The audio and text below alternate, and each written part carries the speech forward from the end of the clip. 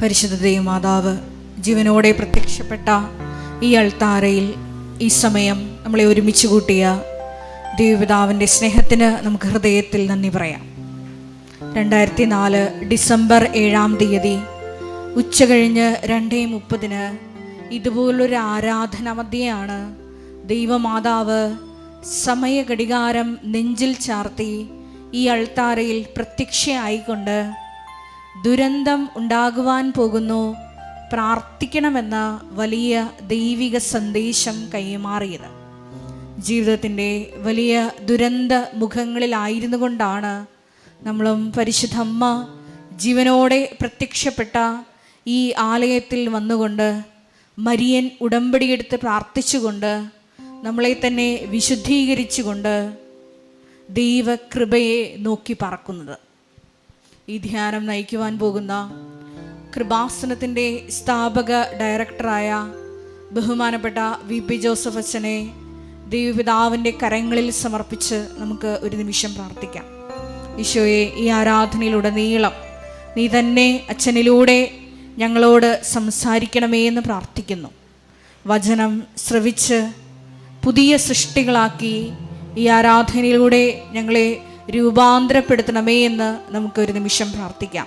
കൃപാസനത്തിൽ വന്ന് മരിയൻ ഉടമ്പടിയെടുത്ത് പോയിട്ടുള്ള മുഴുവൻ മക്കളുടെയും പ്രേക്ഷിത കാരുണ്യ പ്രവൃത്തികളുടെ യോഗ്യതയാൽ ഈ അൾത്താരയിൽ നടന്നിട്ടുള്ള 10,000-കണക്കിന് ആരാധനകളുടെ യോഗ്യതയാൽ ലക്ഷക്കണക്കിന് കോടിക്കണക്കിന് ജപമാലകളുടെ യോഗ്യതയാൽ എത്രയും വേഗം ഈ വിഷയങ്ങളിലെല്ലാം വലിയ ദൈവിക ഇടപെടലുണ്ടായി സമയ ചുരുക്കത്തിൽ ഈ അൾത്താരയിൽ വന്ന് സാക്ഷ്യം പറയുവാൻ ഓരോ മക്കളെയും നീ വിളിക്കണമേ, തിരഞ്ഞെടുക്കണമേ, പ്രത്യേകമായ കൃപ നൽകണമേ എന്ന് പ്രാർത്ഥിച്ചുകൊണ്ട് ദിവ്യകാരുണ്യനാഥനെ വരവേറ്റുകൊണ്ട് ഇരു കരങ്ങളും ഉയർത്തി നമുക്ക് ശക്തമായി സ്തുതിക്കാം. ഹല്ലേലൂയ, ഹല്ലേലൂയ, ഹല്ലേലൂയ.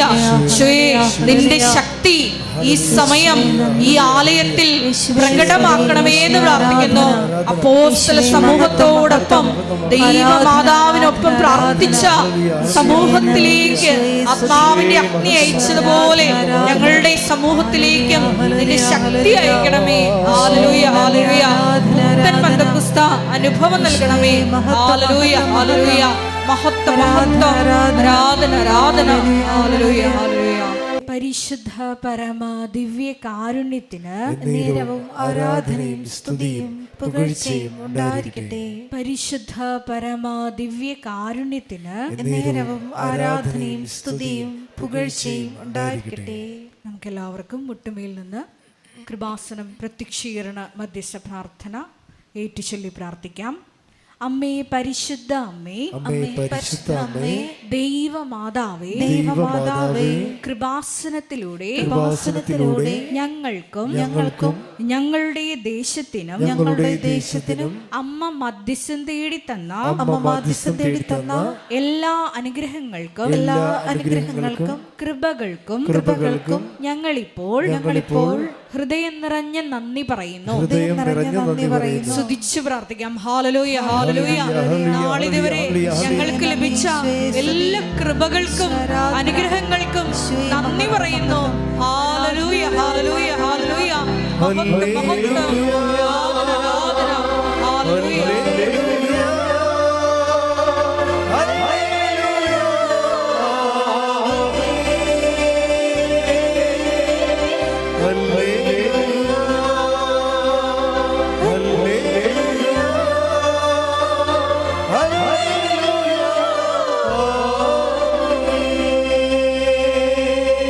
പരിശുദ്ധ പരമ ദിവ്യ കാരുണ്യത്തിന് നേരവും ആരാധനയും സ്തുതിയും പുകഴ്ചയും ഉണ്ടായിരിക്കട്ടെ. പരിശുദ്ധ പരമ ദിവ്യ കാരുണ്യത്തിന് നേരവും ആരാധനയും സ്തുതിയും പുകഴ്ചയും ഉണ്ടായിരിക്കട്ടെ. പരിശുദ്ധ പരമ ദിവ്യ കാരുണ്യത്തിന് നേരവും ആരാധനയും സ്തുതിയും പുകഴ്ചയും ഉണ്ടായിരിക്കട്ടെ. അമ്മേ, പരിശുദ്ധ അമ്മേ, പരിശുദ്ധ അമ്മേ, ദൈവമാതാവേ, 2004 ഡിസംബർ 7-ാം തീയതി ഡിസംബർ 7-ാം തീയതി ഉച്ചകഴിഞ്ഞ് കഴിഞ്ഞ് 2:30 ഉച്ചകഴിഞ്ഞ് 2:30 കൃപാസനത്തിൽ സംഭവിച്ച അമ്മയുടെ പ്രത്യക്ഷപ്പെടലിനെ കുറിച്ച് തിരുസഭയ്ക്ക് സമർപ്പിച്ചിരിക്കുന്ന പഠനരേഖകളുടെ മേൽ വസ്തുനിഷ്ഠവും ദൈവശാസ്ത്ര വിധി പ്രകാരമുള്ളതുമായ അന്വേഷണ പഠനങ്ങൾ നടത്തി ആ പ്രത്യക്ഷപ്പെടലിലൂടെ പ്രകടമായ ദൈവമാതാവിന്റെ പ്രത്യേക കരുതലും സംരക്ഷണവും വെളിപ്പെടുത്തുന്ന പീഡിതരുടെ ആശ്വാസവും പ്രവാചകന്മാരുടെ രാജ്ഞിയും വാഗ്ദാനത്തിന്റെ പേടകവും പ്രപഞ്ച പ്രകൃതിയുടെ മാതാവുമായ പരിശുദ്ധ അമ്മയുടെ ഭക്തി തിരുസഭയിൽ കൂടുതൽ പ്രചരിച്ച് ജീവിതത്തിന്റെ ദുരന്ത അവസ്ഥകളിൽ അകപ്പെട്ട് കഴിയുന്ന അനേകായിരം മക്കൾക്ക് ദൈവത്തിന്റെ സാന്നിധ്യവും സന്ധിപ്പും കൂടുതൽ അനുഭവിക്കുക വഴി ആത്മീയ വിശുദ്ധിയും ദൈവശക്തിയും കൈവരിക്കുവാൻ ഞങ്ങളുടെ കുടുംബങ്ങളെ ഇടയാക്കണമേ. സ്തുതിച്ചു പ്രാർത്ഥിക്കാം. ഹല്ലേലൂയ ഹല്ലേലൂയ ഹല്ലേലൂയ ഹല്ലേലൂയ. ഉടമ്പടിയെടുത്ത് പ്രാർത്ഥിക്കുന്ന ഞങ്ങളുടെ കുടുംബങ്ങളെ വിശുദ്ധീകരിക്കണമേ എന്ന് പ്രാർത്ഥിക്കുന്നു, ശക്തീകരിക്കണമേ എന്ന് പ്രാർത്ഥിക്കുന്നു, ആത്മാവാൽ വഴി നടത്തണമേ എന്ന് പ്രാർത്ഥിക്കുന്നു, സാക്ഷികളാക്കി ഉയർത്തണമേ എന്ന് പ്രാർത്ഥിക്കുന്നു. ഹല്ലേലൂയ ഹല്ലേലൂയ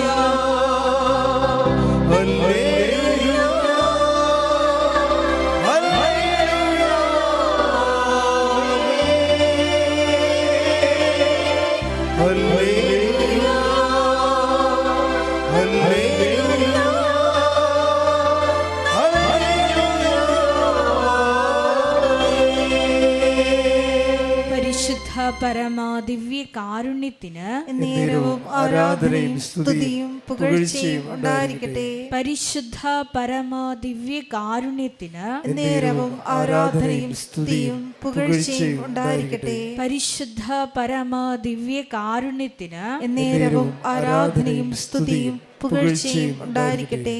അമ്മേ പരിശുദ്ധ അമ്മേ, അമ്മേ ഭൂസ്വർലോകങ്ങളുടെ രാജ്ഞിയായ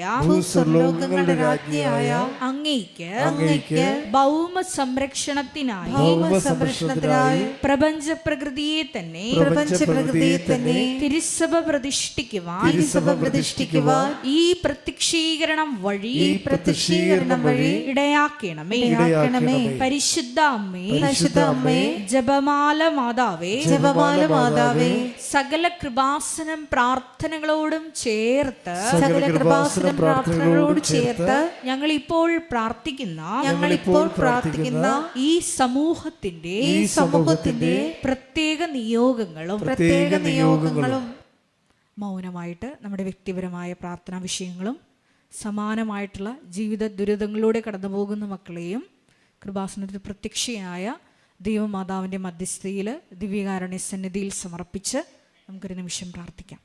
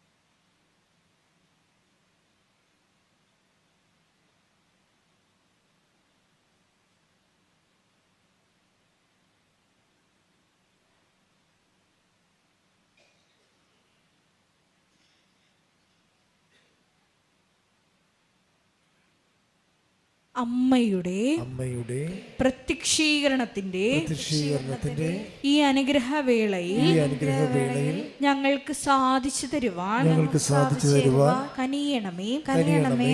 ആമേൻ. പരിശുദ്ധ പരമദിവ്യകാരുണ്യത്തിന് ആരാധനയും സ്തുതിയും പുകഴ്ചയും ഉണ്ടായിരിക്കട്ടെ.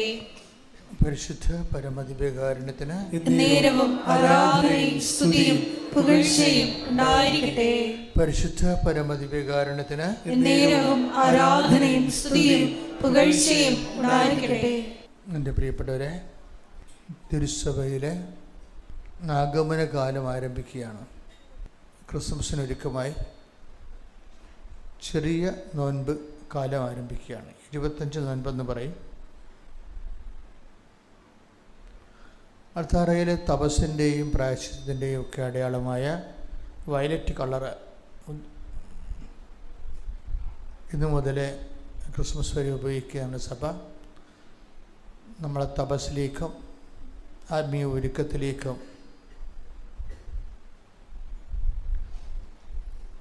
കാലത്തിൻ്റെ സൂചനയാണ്. പ്രത്യേക നിറഭേദങ്ങളിലൂടെ നമ്മളെ വെളിപ്പെടുത്തുന്നത്. ഇത് അനുഗ്രഹത്തിൻ്റെ ഒരു വസന്തകാലമാണ്.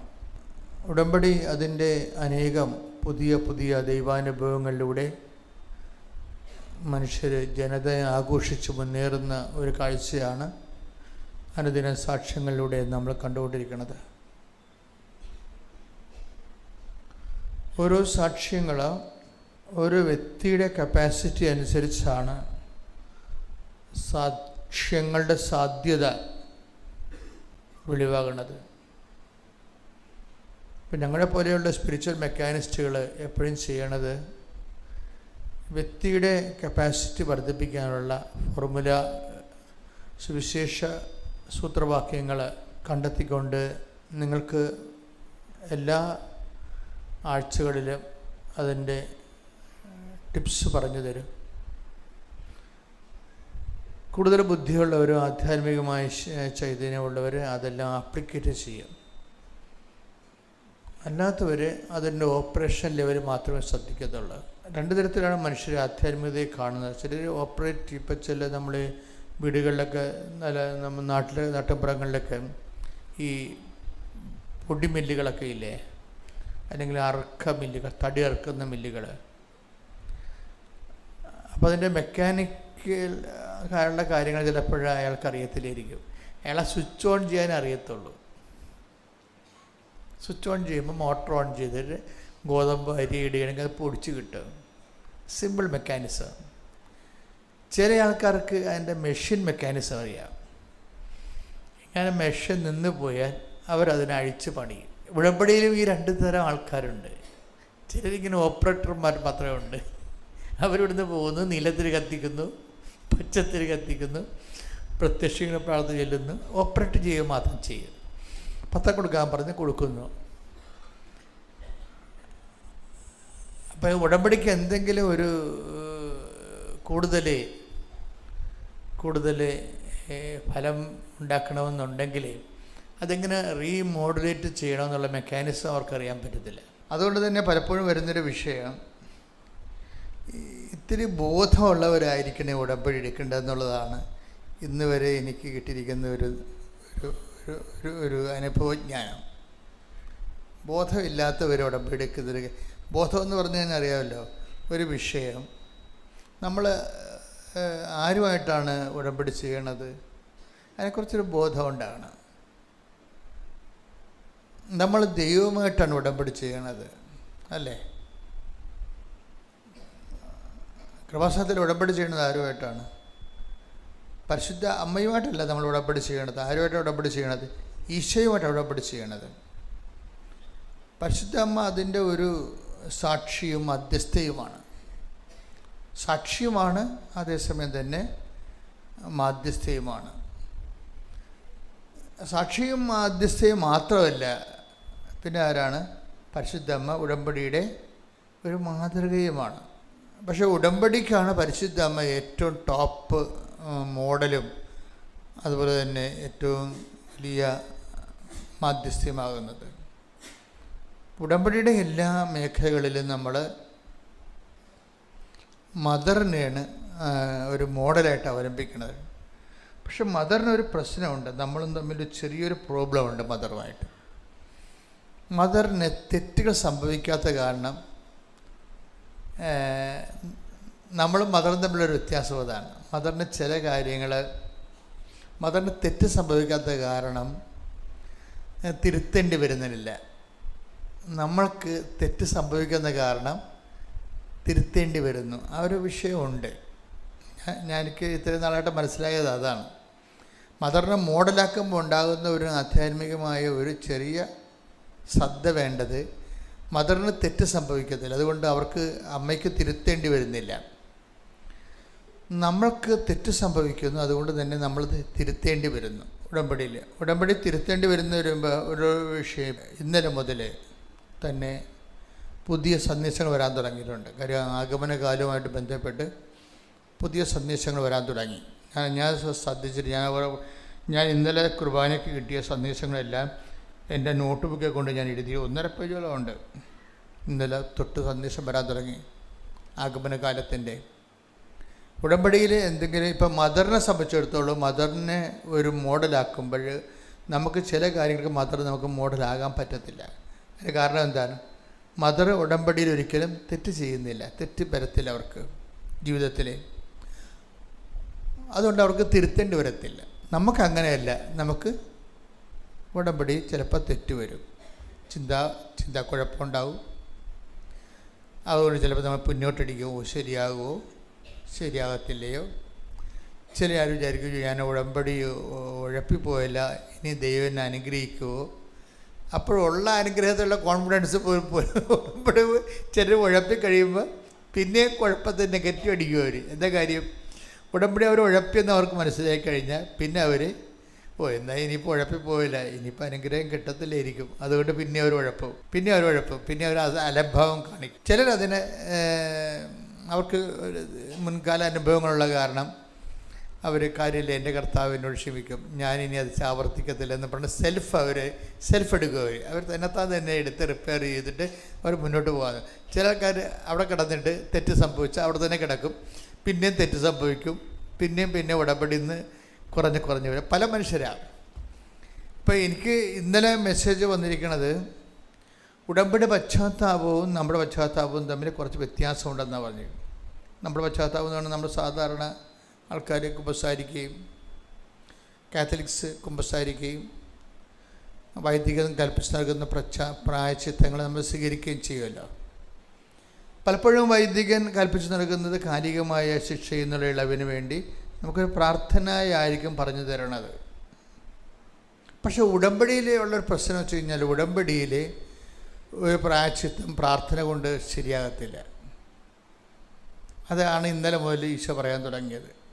ഉടമ്പടി എടുത്തവർ കുമ്പസാരിച്ച് കഴിഞ്ഞാൽ, അല്ലെങ്കിൽ ഇപ്പോൾ കത്തോലിക്കരല്ല എന്ന് വിചാരിച്ചു, അല്ലെങ്കിൽ ക്രിസ്ത്യൻസ് അല്ലെന്ന് തന്നെ വിചാരിച്ചു, അപ്പോൾ അവർ നിങ്ങൾക്ക് ഉടമ്പടി തെറ്റിപ്പോയാൽ നിങ്ങൾക്ക് ഒരു സോറി പറഞ്ഞത് കൊണ്ടോ അതിന് പകരം ഒരു പ്രാർത്ഥന ചൊല്ലിയത് കൊണ്ടോ ടാലിയാകത്തില്ല. എന്താ കാര്യം? ഉടമ്പടി വന്നിരിക്കുന്ന പശ്ചാത്താപം വന്നിരിക്കുന്ന എവിടെ? ഉടമ്പടി വന്നിരിക്കുന്ന തെറ്റെവിടെ വരണത്? ഉടമ്പടി ശരി എന്താണെന്ന് നോക്കിയിട്ടില്ല എൻ്റെ തെറ്റ് മനസ്സിലാകണത്. ഉടമ്പടി ശരി എന്താണ്? അവൻ പറയണത് പോലെ ചെയ്യുകയാണ്. ഞാൻ പറയണത് പോലെ ചെയ്യുന്നതാണ് അതിൻ്റെ ശരി. അതിൻ്റെ തെറ്റെന്താ? അവൻ പറയണത് പോലെ ചെയ്യാത്തതാണ് തെറ്റ്. പിന്നെ അതിൻ്റെ പ്രായശ്ചിത്തം എന്താ? എന്തെങ്കിലും പ്രാർത്ഥന ചൊല്ലിയാൽ പറ്റത്തില്ല. അതുകൊണ്ട് നിങ്ങൾ കൃപാസനത്തിൽ കുമ്പസാരിച്ചു എന്ന് പറഞ്ഞാലും നാട്ടിൽ കുമ്പസാരിച്ചു എന്ന് പറഞ്ഞാലും എൻ്റെ മുഖത്ത് വലിയ തെളിച്ചമൊന്നും ഉണ്ടാകത്തില്ല. എന്താ കാര്യം? അത് ഉടമ്പടിയിലാണ് അവർക്ക് മിസ്റ്റേക്ക് സംഭവിച്ചിരിക്കുന്നത്. അപ്പോൾ ഇനി തിരുത്തേണ്ടത് എങ്ങനെയാണ്? ഉടമ്പടി ബേസിലാണ് തിരുത്തേണ്ടത്, അല്ലാതെ 3 സ്വർഗസ്ഥനായ നിറഞ്ഞ എല്ലാത്തിലല്ലേ തിരുത്തേണ്ടത്. അവൻ പറയണ പോലെ ചെയ്യാത്തതല്ലേ നിങ്ങളുടെ തെറ്റ്. ചെയ്തോളാമെന്നല്ലേ നിങ്ങൾ മാതാവിൻ്റെ മധ്യസ്ഥത്തിൽ ഈശോനോട് പറഞ്ഞിരിക്കുന്നത് അല്ലേ? പിന്നെ ഇപ്പോൾ പ്രായശ്ചിത്തം എന്താ?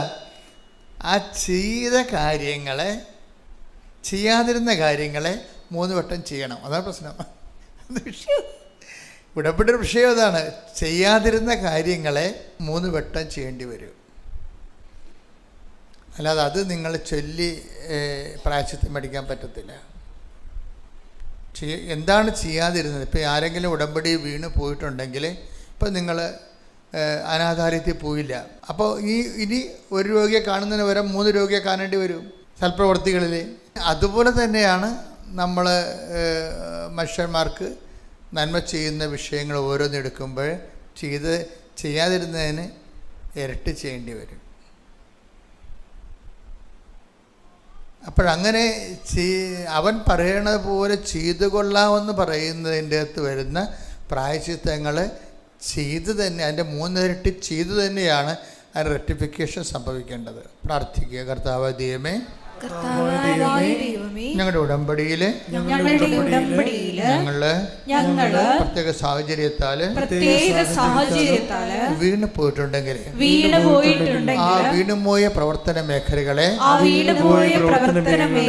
കുറിച്ച് പശ്ചാത്തപിച്ചുകൊണ്ട് 3 ഇരട്ടി ദൈവസ്നേഹത്തോടെ ആ പ്രവൃത്തികളെ ഏറ്റെടുത്ത് ചെയ്തുകൊണ്ട് ഉടമ്പടിയിലെ ഞങ്ങൾ നിരപ്പായി കൊള്ളാമെന്ന് ഈശോയുടെ തിരുസന്നിധിയിൽ പ്രതിജ്ഞ ചെയ്യുന്നു. സ്തുതിക്കട്ടെ. ഹല്ലേലൂയ.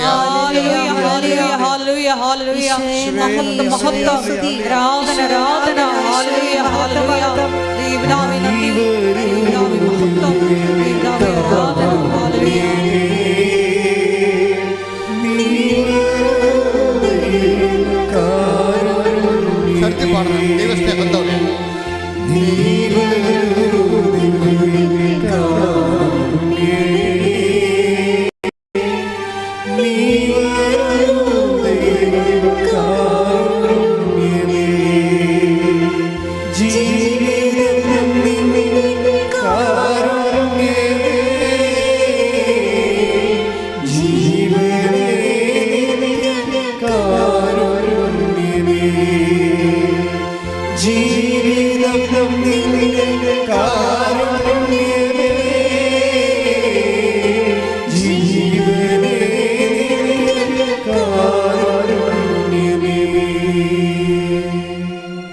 നല്ല ദൈവസ്നേഹമുള്ളവർക്കാണെങ്കിൽ ഈ ഒരു പാട്ട് കേട്ട് 4 പേര് പാടുമ്പോൾ തന്നെ നിങ്ങൾ ഹീലാവും.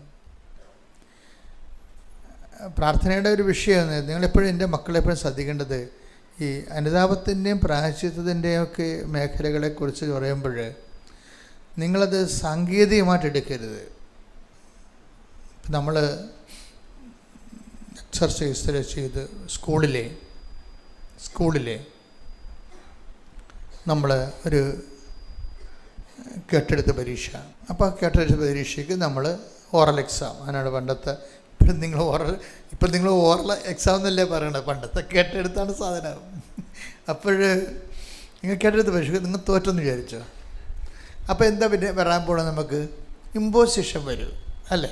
പണ്ടത്തെ ഇമ്പോസിഷൻ ഇപ്പോഴുണ്ടോ? ഇമ്പോസിഷൻ വരുമ്പോൾ എന്താണ്? നിങ്ങൾ 100 പ്രാവശ്യം എഴുതാൻ പറയും ആ ആൻസർ. 3 പ്രാവശ്യമല്ല, ഇമ്പോസിഷൻ 100 പ്രാവശ്യം എഴുതി 50 പ്രാവശ്യം എഴുതാൻ പറയും. ഇപ്പം നേരത്തെ അച്ഛൻ എന്താ നിങ്ങളോട് പറഞ്ഞത്? ഉടമ്പടിയിലൊരു സംഭവം വീണു പോയി കഴിഞ്ഞാൽ അതിൻ്റെ പ്രായശ്ചിത്തമായിട്ട് അത് 3 പ്രാവശ്യം നമ്മൾ ചെയ്യണമെന്ന് പറഞ്ഞില്ലേ? ഇപ്പം ചെയ്യുമ്പോൾ ഒരു പ്രോബ്ലം ഉണ്ട് അവിടെ. നമ്മൾ ഈ ഇമ്പോസിഷൻ ചെയ്യണ പോലെ അതൊരു പ്രായശ്ചിത്തമായിട്ട് വരണത് സ്കൂളിലെ ഇമ്പോസിഷൻ പോലെ വരരുത്. മനസ്സിലായില്ലേ? ഇപ്പം നിങ്ങൾ പത്രം കൊടുത്തില്ല എന്നാൽ ഞാൻ 3 കെട്ട് പത്രം മേടിച്ച് 30 പേർക്ക് കൊടുത്തോളാം എന്ന് പറഞ്ഞു കഴിഞ്ഞാൽ ഇമ്പോസിഷൻ എടുക്കണ പോലെ വരരുത്. ഉടമ്പടിയുടെ ഇമ്പോസിഷൻ അല്ലത്. അതായത് ഇപ്പം ഞാൻ നിങ്ങളോട് എന്താ പറഞ്ഞത്? എൻ്റെ മക്കളെ, ഈ ഒരു പാട്ട് ജയേഷ് ബ്രദർ ഒന്നൊരു പഠിക്കാതെ ശ്രുതിക്കട്ടെ. ഹല്ലേലൂയ.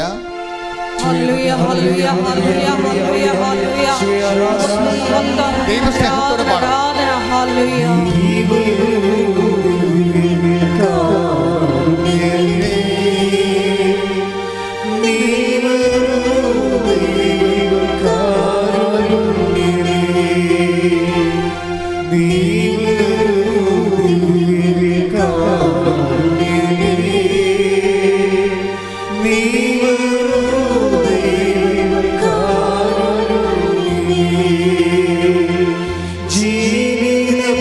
ജീവിതം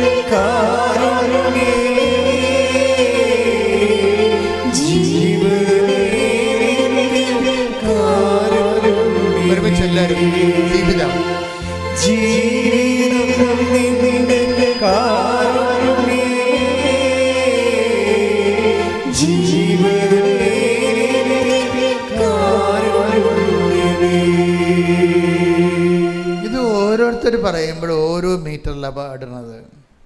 ഓരോരുത്തർ പാടുമ്പോൾ ഓരോ അളവിലാണ് പാടുന്നത്. എന്നുവെച്ചാൽ സംഗീതത്തിൻ്റെ അളവല്ല, ദൈവസ്നേഹത്തിൻ്റെ അളവ് വ്യത്യാസം. അതാണ് വിഷയം. പ്രാർത്ഥനയും അങ്ങനെ തന്നെയാണ് വരണത്. ഇപ്പോൾ ഒരാൾ പ്രാർത്ഥിക്കുന്ന ദൈവസ്നേഹത്തിൻ്റെ മീറ്ററിലല്ലായിരിക്കും അടുത്ത ആൾ പ്രാർത്ഥിക്കുന്ന, വ്യത്യാസമുണ്ട്. ഇപ്പോൾ ഉടമ്പടി വരുമ്പോൾ നമുക്ക് എപ്പോഴും വിഷയമുണ്ട് ഗ്യാരണ്ടീഡ് എന്താണ്. ഉടമ്പടിയുടെ ഫസ്റ്റ് ഗ്യാരണ്ടി എന്താണ്? I will come with you wherever you go. അതാണ് ഫസ്റ്റ് ഗ്യാരണ്ടി. ഇനി നീ ഒറ്റക്കല്ലെന്നാണ് പറയുന്നത് ഉടമ്പടി, അല്ലേ? ഉടമ്പടിയുടെ ഫസ്റ്റ് ഗ്യാരണ്ടി എന്താണ്? I will come with you. നീ എന്നോട് ഉടമ്പടിയാണ്. ഇനി എന്താണ്? ഇനി എൻ്റെ ദൈവത്തിൻ്റെ I will come with you wherever you go. നീ എവിടെ പോയാലും നിൻ്റെ കൂടെ ഇണയായി തുണയായി ഞാൻ ഉണ്ടാകും. അതായത് വിഷയം എന്ന് വെച്ച് കഴിഞ്ഞാൽ ഇതിനെക്കുറിച്ച് നമ്മൾ ധ്യാനിക്കണമെങ്കിൽ നമ്മൾ ഞെട്ടിപ്പോകും. ഇപ്പം ഞാൻ തന്നെ ഈ രാവിലെ ഇങ്ങോട്ട് എൻ്റെ മുറിയിൽ മിക്കവാറും തന്നെ ഞാൻ ഈശോയുമായിട്ട് പലപ്പോഴും സംസാരിച്ചുകൊണ്ടിരിക്കും. പല കാര്യങ്ങളും, എല്ലാ കാര്യങ്ങളും, എവരിത്തിങ്, നിസ്സാര മൈന്യൂട്ട് കാര്യങ്ങൾ പോലും ഞാൻ പോകുന്ന വഴികളിലും കണ്ടുമുട്ടുന്ന വ്യക്തികളെയും തിരിച്ചു വരുമ്പോഴും അവരെക്കുറിച്ചുള്ള റെഫറൻസും എനിക്ക് തോന്നിയതൊക്കെ ഞാൻ ഈശോയോട് പറയും. അപ്പോൾ അത് എന്തായാലും ഒരു ഇൻട്രാക്ഷനാണത്. നമ്മൾ ദൈവമായിട്ട് ഒരു ഉടമ്പടി ജീവിതമാണ്. അപ്പം നമ്മുടെ മുറികളിലെല്ലാം ഈശോ ഉണ്ടാവും, എപ്പോഴും ഈശോയും അമ്മയും ഉണ്ടാവും. അപ്പം നമ്മളെ സംബന്ധിച്ചിടത്തോളം ആ ഒരു ബോധം നമുക്കുണ്ടാകണം. ഉടമ്പടി പ്രകാരം ദൈവം ഈശോ നമ്മൾ പറഞ്ഞിട്ടുള്ളതാണ്, നീ പോകുന്നിടത്തെല്ലാം എന്നാണ് പറഞ്ഞത്. മനസ്സിലായില്ലേ? നീ പോകുന്നിടത്തെല്ലാം ഭയങ്കര വാക്കാണതേ. നീ പോകുന്നിടത്തെല്ലാം എവിടെ പോയാലും ഞാൻ നിൻ്റെ കൂടെ ഉണ്ടാകും. അങ്ങനെ ആർക്കും ഗ്യാരണ്ടി ചെയ്യാം? നമ്മുടെ മക്കളോ ഭർത്താവോ ഭാര്യയോ, നോബഡി ക്യാൻ ഗ്യാരണ്ടി. ദൈവത്തിന് മാത്രമേ അങ്ങനെ ഗ്യാരണ്ടി ചെയ്യാൻ പറ്റത്തുള്ളൂ. വെള്ളത്തിനടിയിൽ പോയാലും അവിടെ ഉണ്ടാകും ദൈവം. അത് നമ്മുടെ ഉടമ്പടിയിലൂടെ, ഉടമ്പടി ചെയ്ത് കഴിയുമ്പോൾ തന്നെ നമുക്കൊരു ബോധം ഉണ്ടാകണം, ഇനി ഞാൻ ഒറ്റക്കല്ല, കർത്താവ് എൻ്റെ കൂടെയുണ്ട്.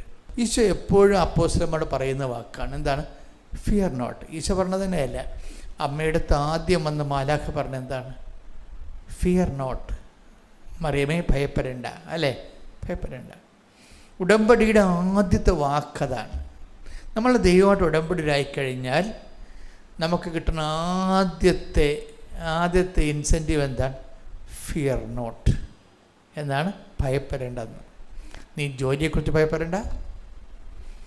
കഴിഞ്ഞ ദിവസങ്ങളിലേ രസമുണ്ട്, ഇമ്മാനുവൽ എഫ് എന്നും പറഞ്ഞൊരു മകൻ സാക്ഷ്യം പറഞ്ഞു. ഇമ്മാനുവൽ എഫ് 3 കൊല്ലമായിട്ട് നിരീശ്വരവാദിയായിട്ട് ജീവിക്കുന്ന ആളാണ്. നിരീശ്വരവാദികൾക്കുണ്ടാകുന്ന ചെറിയൊരു പ്രോബ്ലം വെച്ച് കഴിഞ്ഞാൽ അവർ ഈ നിരീശ്വരവാദത്തിലേക്ക് വന്ന് ഈ രോഗം അവർ പടർത്താൻ നോക്കും. ഈ കുലസ് കൊതുകിനെ പോലെയുള്ള പരിപാടിയാണ്. അവർക്കുണ്ടാകുന്ന ചിക്കൻ ഗുനിയ മറ്റുള്ളവരെയും പോയി കുത്തുവെച്ച് ഈ നിരീശ്വരവാദം അവർ പടർത്തിക്കൊണ്ടേയിരിക്കും. ഇത് കാരണം വരാൻ പോകുന്ന പ്രശ്നം, ഇവർ ഈശ്വരവിശ്വാസത്തിലേക്ക് തിരിച്ചു വരുന്നു കഴിഞ്ഞാൽ ഇവർക്ക് പിന്നീട് ഉണ്ടാകുന്ന ഇവർ വർക്ക് എത്ര ചെയ്താലും ബാക്കി എല്ലാ വർക്കുകളും നമുക്ക് പശ്ചാത്താപം വന്നു കഴിഞ്ഞാൽ നമുക്ക് വർക്ക് ചെയ്ത് വിജയിപ്പിക്കാൻ പറ്റും. ഈ നിരീശ്വരവാദികൾ ഏതെങ്കിലും പൂർവികരുടെ ദൈവാനുഗ്രഹം, അമ്മയുടെ അപ്പനമ്മമാരുടെ പ്രാർത്ഥന കൊണ്ട് അവർ പിന്തിരിഞ്ഞ് വന്ന് സത്യം മനസ്സിലാക്കി കഴിഞ്ഞാൽ, സത്യം മനസ്സിലാക്കിയത് കൊണ്ട് മാത്രം ആയില്ല, ഇതിനുള്ള പ്രശ്നം എപ്പോഴും ഇതിൻ്റെ പ്രായശ്ചിത്തം ചെയ്തുകൊണ്ടിരിക്കണം. റെക്ടിഫൈ ചെയ്യണമെങ്കിൽ ബൈബിളിൻ്റെ ഏറ്റവും പ്രധാനപ്പെട്ട സംഭവമാണ് പ്രായശ്ചിത്തം. നമ്മൾ തെറ്റ് ചെയ്ത സോറി പറഞ്ഞ ഈ സംഭവം സോറി പറയാൻ നമുക്ക്. അതുകൊണ്ട് ഇപ്പോൾ ഒരു കറണ്ടിൻ്റെ കമ്പി പൊട്ടിപ്പോയി, അത് നമുക്ക് കെട്ടിവെക്കാം. പക്ഷെ കറണ്ട് പാസ് ചെയ്യണത് വേറെ വിഷയമാണ്. കെട്ടിയത് കൊണ്ട് കറണ്ട് പാസ് ചെയ്യേണ്ട കാര്യമില്ല. കറണ്ട് പാസ് ചെയ്യണമെങ്കിൽ ചാർജ് ചെയ്യണം. പറഞ്ഞ മനസ്സിലാകുന്നുണ്ടോ? ഇപ്പോൾ ഒരു കറണ്ട് കമ്പി പൊട്ടിപ്പോയാൽ സ്വാഭാവിക ലൈൻമാന് വന്നത് കെട്ടിവെക്കാം. കെട്ടിവെച്ചത് കൊണ്ട് കറണ്ട് പാസ് ചെയ്യണമെന്ന് നിർബന്ധമില്ല. കറണ്ട് പാസ് ചെയ്യണമെന്നുണ്ടെങ്കിൽ ചാർജ് ചെയ്യണം. ഇതുപോലുള്ളൊരു പ്രശ്നമാണ് ഈ പശ്ചാത്താപം. ഇപ്പോൾ ദൈവത്തോട് നമുക്ക് സോറി പറയാം. സോറി പറഞ്ഞാൽ പൊട്ടിപ്പോയ കമ്പി കെട്ടിവെച്ചതുപോലെ ഉള്ളൂ. ചാർജ് ചെയ്യണമെന്നുണ്ടെങ്കിൽ ദൈവത്തിലെ പരിശുദ്ധാത്മാവ് പിന്നെ പ്രവർത്തിക്കണ്ടേ? അതിനെന്ത് ചെയ്യണം? ആ പശ്ചാത്താപം നമ്മൾ പ്രവൃത്തിയിൽ കാണിക്കേണ്ടി വരും. അത് അപ്പം നിങ്ങൾ ഈ പശ്ചാത്താപത്തിൻ്റെ പ്രോബ്ലം ഇപ്പം മനുഷ്യന്മാർ തമ്മിലുള്ള എല്ലാ വിഷയങ്ങൾക്കും സോറി കേട്ടാ, എൻ്റെ അപ്പുറത്തൊരു അവസ്ഥയിൽ കള്ളുകുടിയന്മാർ വന്ന് നമ്മളെ തന്തയ്ക്ക് വിളിച്ചിട്ട് പിറ്റേ ദിവസം ഞാൻ പള്ളിയിലൊക്കെ ഇരിക്കുമ്പോൾ എന്തെല്ലാം അവർ സന്ധ്യയ്ക്ക് വന്ന് തെറിയൊക്കെ വിളിക്കും. ആ തന്തക്കും തള്ളക്കും ഒക്കെ വിളിച്ചിട്ട് പോകും. അപ്പോൾ ഞാൻ ചിരിച്ചോണ്ട് അവിടെ ഇരിക്കുള്ളൂ, പ്രശ്നമൊന്നുമില്ല. കാര്യം എനിക്ക് ഇതൊക്കെ നമുക്ക് പ്രതിഷ്ഠയല്ല നമ്മൾ ചില ഇടവകയിലൊക്കെ വരണത്. നല്ല നന്മയുള്ള ഒത്തിരി വിശുദ്ധന്മാരായ മനുഷ്യരുണ്ടാകും, ഇതുപോലെ കുറേ ആൾക്കാരും ഉണ്ടാകും. അവരൊക്കെ വേണം, അത് വ്യത്യാസമാണ് അവരൊക്കെ. പക്ഷെ ഒരു പ്രോബ്ലം വെച്ച് കഴിഞ്ഞാൽ അവർ നാളെ ബോധം അവരെ കള്ളടങ്ങുമ്പോൾ അവരൊന്ന് സോറി പറയും. പക്ഷെ സോറി പറഞ്ഞാൽ നമുക്ക് മനുഷ്യന്മാർക്ക് തമ്മിൽ പ്രശ്നമില്ല, പക്ഷെ ദൈവത്തിന് സോറി കൊണ്ട് പറ്റത്തില്ല. സോറി പറഞ്ഞാൽ പറയും ആ പൊട്ടിയ കമ്പി കെട്ടിവെച്ചെന്ന് പറയും. ചാർജ് ചെയ്യണമെങ്കിൽ എന്ത് ചെയ്യണം? പരിശുദ്ധാത്മാവ് കയറിപ്പോണ്ട് അതിൽ ചാർജ് ചെയ്യുമെന്ന് പറയണത്. ചാർജ് ചെയ്യണമെന്നുണ്ടെങ്കിൽ നമ്മളത് പ്രായശ്ചിത്തം ചെയ്യണം. അതിന് വേണ്ടി പ്രായശ്ചിത്തം, അതെന്തുമാത്രം ഇരട്ടി പ്രായശ്ചിത്തം ചെയ്യാൻ പറ്റും നമ്മൾ ചെയ്ത് തെറ്റിന്. അതുകൊണ്ടാണ് പശ്ചാത്താപത്തിൻ്റെ കൂടെ പോകുന്ന സംഭവമാണ് പ്രായശ്ചിത്തം. ഇപ്പോൾ ഈ ഇമ്മാനുവൽ എഫ് എന്ന് പറയുന്ന ആൾ പറയണത്, ഞാൻ 3 കൊല്ലം നിരീശ്വരവാദിയായിരുന്നു.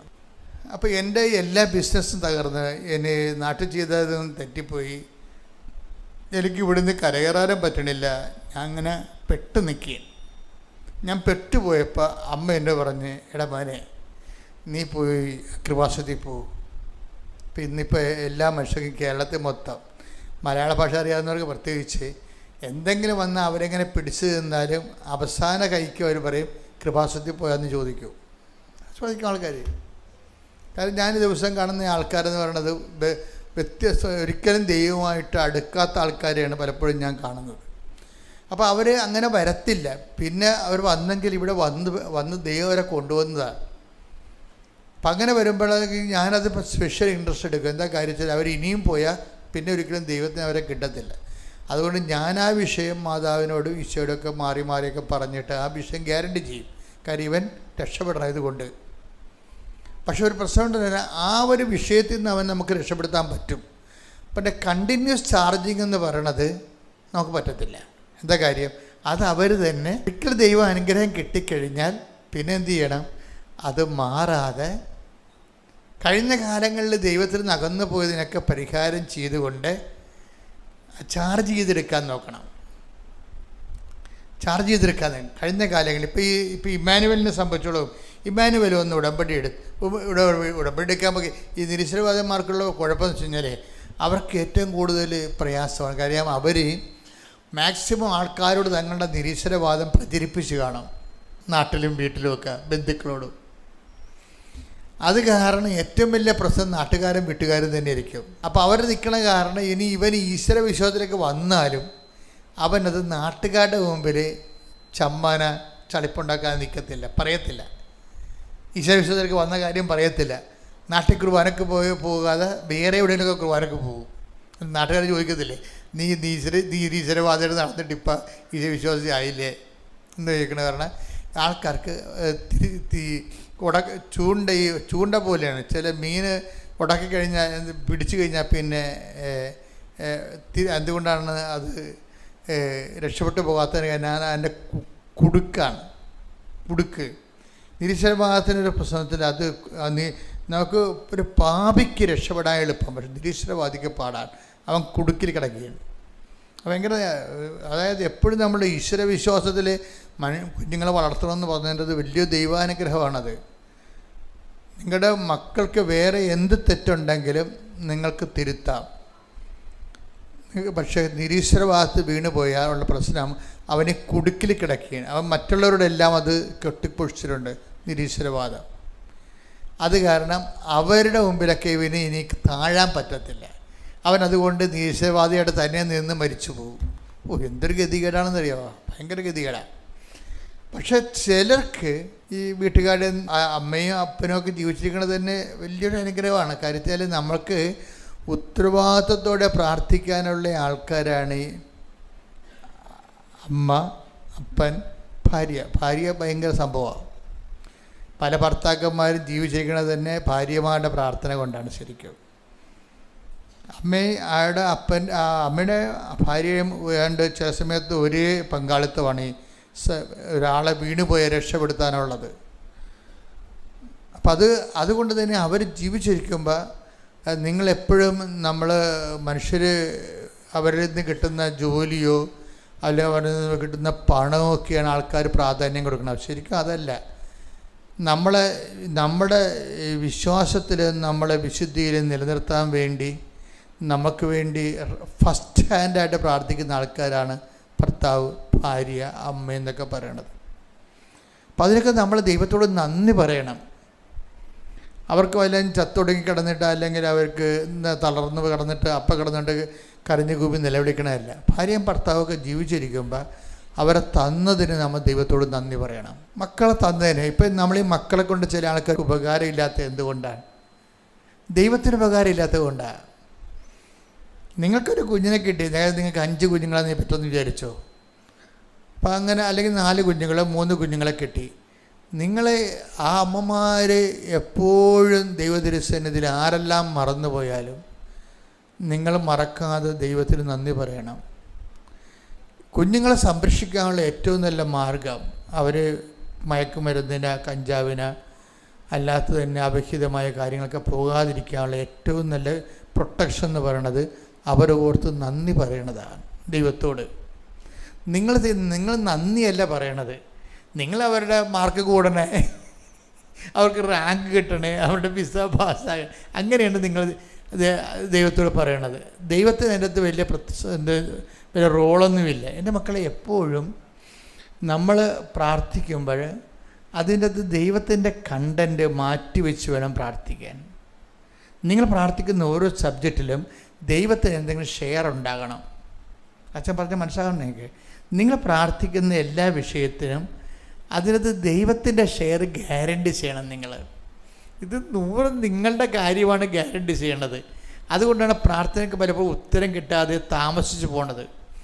നിങ്ങൾ ദൈവത്തിൻ്റെ ഷെയർ, ഇപ്പം നിങ്ങളുടെ മകൻ അവൻ വിശുദ്ധി ജീവിക്കാൻ, മകൾ വിശുദ്ധി ജീവിക്കാൻ എന്ത് ചെയ്യണം? അവരുടെ വിദ്യാഭ്യാസവും ആരോഗ്യവുമാണ് നിങ്ങൾ നോക്കുന്നത്. പക്ഷെ നോക്കേണ്ടത് ദൈവത്തിരുസന്നിധി അവൻ വിട്ടുപോകാതിരിക്കാൻ വേണ്ടി അവന് ഓർത്തു. അപ്പം നിങ്ങൾ പ്രാർത്ഥിക്കണം. അത് നിങ്ങൾ യാചന പ്രാർത്ഥനയാണ് നടത്തുന്നത്. അതും പറ്റത്തില്ല. അത്രയ്ക്കേറെ ഫ്രൂട്ട് വേർത്തിയല്ലത്. നിങ്ങൾ ചെയ്യേണ്ടത് ദൈവത്തോട് നമുക്ക് ആദ്യം ഉണ്ടാകുന്ന മൗലിക വികാരം നന്ദിയാണ്. ഭർത്താവിനെ തന്നതിന് നന്ദി. ഇപ്പം നമുക്ക് നിങ്ങൾ മറ്റ് ഭർത്താക്കന്മാരെ കമ്പയർ ചെയ്യുന്നത് കൊണ്ടാണ് നിങ്ങളുടെ ഭർത്താക്കന്മാരെ നിങ്ങൾ ഇടിച്ച് കാണുന്നത്. മനസ്സിലായോ? ഇപ്പോൾ ചേച്ചിയുടെ ഭർത്താവ് അല്ലെങ്കിൽ അനിയത്തിയുടെ ഭർത്താവ് എന്നൊക്കെ പറഞ്ഞുകൊണ്ട് നിങ്ങൾ ഈ ബൊമ്മകളെ ഇങ്ങനെ കണ്ടിട്ട് നിങ്ങളുടെ ഭർത്താവിനെ ഇവാലുവേറ്റ് ചെയ്യും. അത് പൊട്ടിപ്പെണ്ണുങ്ങളുടെ മെയിൻ അസുഖമാണത് ശരിക്കും പറഞ്ഞാൽ. അങ്ങനെ ചെയ്തൊരിക്കലും ഈ സന്തുഷ്ടി എന്നും പറഞ്ഞൊരു സംഭവമുണ്ട്. കൃപയുമായി ബന്ധപ്പെട്ട് പോണതാണ്. കല്യാണം കഴിച്ച ആൾക്കാർ ഇപ്പോൾ എൻ്റെ പൗരോഹിത്യത്തിൽ എനിക്കുള്ളത് എന്താണ്? സന്തുഷ്ടിയാണ്. 40-ാം കൊല്ലത്തിലേക്ക് പ്രവേശിക്കുകയാണ്. സന്തുഷ്ടിയാണ്. എന്നാൽ ആവശ്യത്തിന് പല രോഗങ്ങളുണ്ട്. എന്നാലും ഞാൻ എൻ്റെ ജീവിതത്തിൽ ഏറ്റവും കൂടുതൽ സന്തോഷിക്കുന്നൊരു കാലഘട്ടമാണിത്. എൻ്റെ ഒരു 25 കൊല്ലം കഴിഞ്ഞപ്പോൾ തന്നെ 25 കൊല്ലത്തോളം നല്ല ശരിക്കും അത് ഇപ്പോഴെല്ലാം ഇപ്പോഴെല്ലാം വഴികളെക്കുറിച്ചെല്ലാം കർത്താവ് ഇപ്പോഴല്ലേ വ്യക്തത തന്നിരിക്കണം. പണ്ട് ഞാൻ പ്രവർത്തിച്ച് കൂട്ടുകയായിരുന്നു. ഒത്തിരിയേറെ രാത്രിയും പകരം പ്രവർത്തിച്ച് കൂട്ടുകയായിരുന്നു. ഇപ്പോഴെന്ന് വെച്ച് കഴിഞ്ഞാൽ എന്താണ് ഇൻവെസ്റ്റ് ചെയ്യേണ്ടത്, എവിടെയാണ് പ്രവർത്തനം ഇൻവെസ്റ്റ് ചെയ്യേണ്ടതിനെക്കുറിച്ച് എനിക്ക് വ്യക്തത കിട്ടിയിരിക്കുന്നൊരു കാലമാണ്. അതുകൊണ്ട് ആത്മാക്കൾ വീണ്ടെടുക്കുന്നു, സുവിശേഷം പ്രചരിക്കപ്പെടുന്നു, ജനങ്ങൾ സുവിശേഷ സാക്ഷികളാകുന്നു. ഇപ്പം നമുക്കറിയാം വളരെ കറക്റ്റ് ഇൻവെസ്റ്റ്മെൻറ്റാണ് ഇപ്പം നടക്കുന്നത്. അതുകൊണ്ട് സന്തുഷ്ടിയാണ്. തന്നെ ആധ്യാത്മിക ജീവിതത്തിലെ സന്തുഷ്ടി എന്ന് പറയണത്, അതായത് നിങ്ങൾ കൃപയെന്ന് പറയണില്ലേ? ഇപ്പം കർത്താവ് പറഞ്ഞില്ലേ, അതിനുള്ള കൃപ ലഭിക്കാതെ ആർക്കും ഈ ഉപദേശം സ്വീകരിക്കുക. നമ്മളെ take the word of God. ശ്രുതിക്കട്ടെ. ഹല്ലേലൂയ, ഹല്ലേലൂയ, ഹല്ലേലൂയ, ഹല്ലേലൂയ, ഹല്ലേലൂയ. യേശുവേ നന്ദി. ഹല്ലേലൂയ, ഹല്ലേലൂയ, ഹല്ലേലൂയ, ഹല്ലേലൂയ, ഹല്ലേലൂയ, ഹല്ലേലൂയ, ഹല്ലേലൂയ. യേശുവേ ആരാധന, ആരാധന.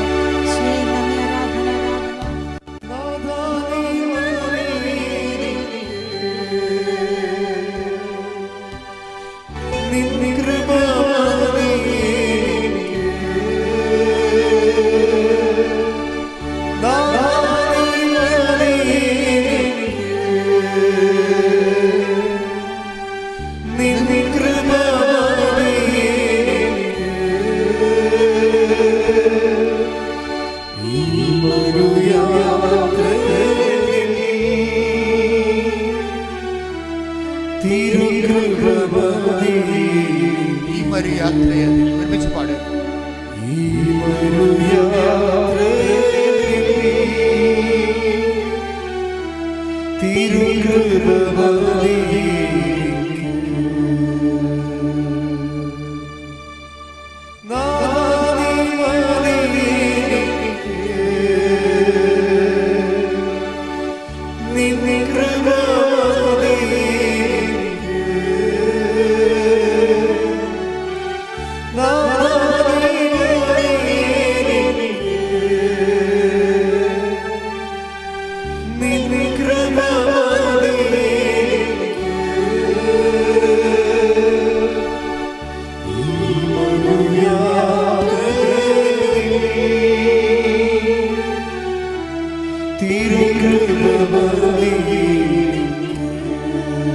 മത്തായി 19:11.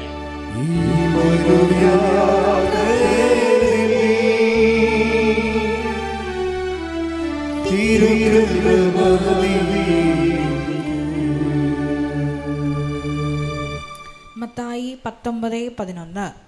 അവൻ പറഞ്ഞു കൃപ ലഭിച്ചവരല്ലാതെ മറ്റാരും ഈ ഉപദേശം ഗ്രഹിക്കുന്നില്ല. പല കാര്യങ്ങളും ഗ്രഹിക്കാൻ നമുക്ക് ചിലത് ബൈബിളിൽ ഒരു മുമ്പോട്ട് പോകുമ്പോൾ ഉണ്ടാകുന്ന പ്രശ്നം ജീവിതം ചില കാര്യങ്ങൾ പ്രശ്നങ്ങളായി വരുന്നത് അത് ഗ്രഹിക്കാൻ നമുക്ക് പറ്റാത്തത് കൊണ്ടാണ്. മനസ്സിലായില്ലേ? ചില കാര്യങ്ങൾ ചില പ്രശ്നങ്ങളായി വരണത് അതിൻ്റെ അകത്തുള്ള ദൈവഹിതം ഗ്രഹിക്കാൻ നമുക്ക് അഭിഷേകമില്ലാത്തത് കൊണ്ടാണ്. അപ്പോൾ പ്രശ്നം എന്താ? പ്രശ്നമല്ല പ്രശ്നം അഭിഷേകം ഇല്ലാത്തതാണ്. Got me? മനസ്സിലായില്ലേ? ചില കാര്യങ്ങൾ നമുക്ക് ഗ്രഹിക്കാൻ പറ്റാതെ വരണത്. അപ്പോൾ ഇത് പറയാൻ കാര്യം എന്നറിയാമോ? മത്തായി 19:10 കണ്ടില്ലേ? എന്താ പറയണത്? ശിഷ്യന്മാർ അവനോട് പറഞ്ഞു ഭാര്യാഭർത്തൃബന്ധം ഇത്തരത്തിലുള്ളതാണെങ്കിൽ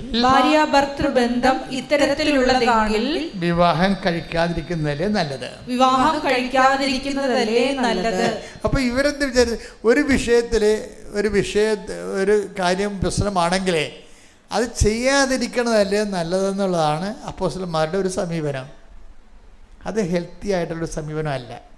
ഒരു കാര്യം നമുക്ക് ബുദ്ധിമുട്ടാണെങ്കിലേ അത് ചെയ്യാതിരിക്കണതല്ലേ നല്ലതെന്നുള്ളതാണ് അപ്പോസ്തലന്മാരുടെ നടപടി. അപ്പോൾ ഈശോ പറഞ്ഞു അങ്ങനെ ചെയ്യാതിരിക്കണമല്ല, ചെയ്യുന്നത് തന്നെയാണ് നല്ലത്. പക്ഷെ എന്ത് ചെയ്യണം? അതിനുള്ള അഡീഷണൽ ഗ്രേസ് വാങ്ങിച്ചാൽ മതിയെന്നാണ്.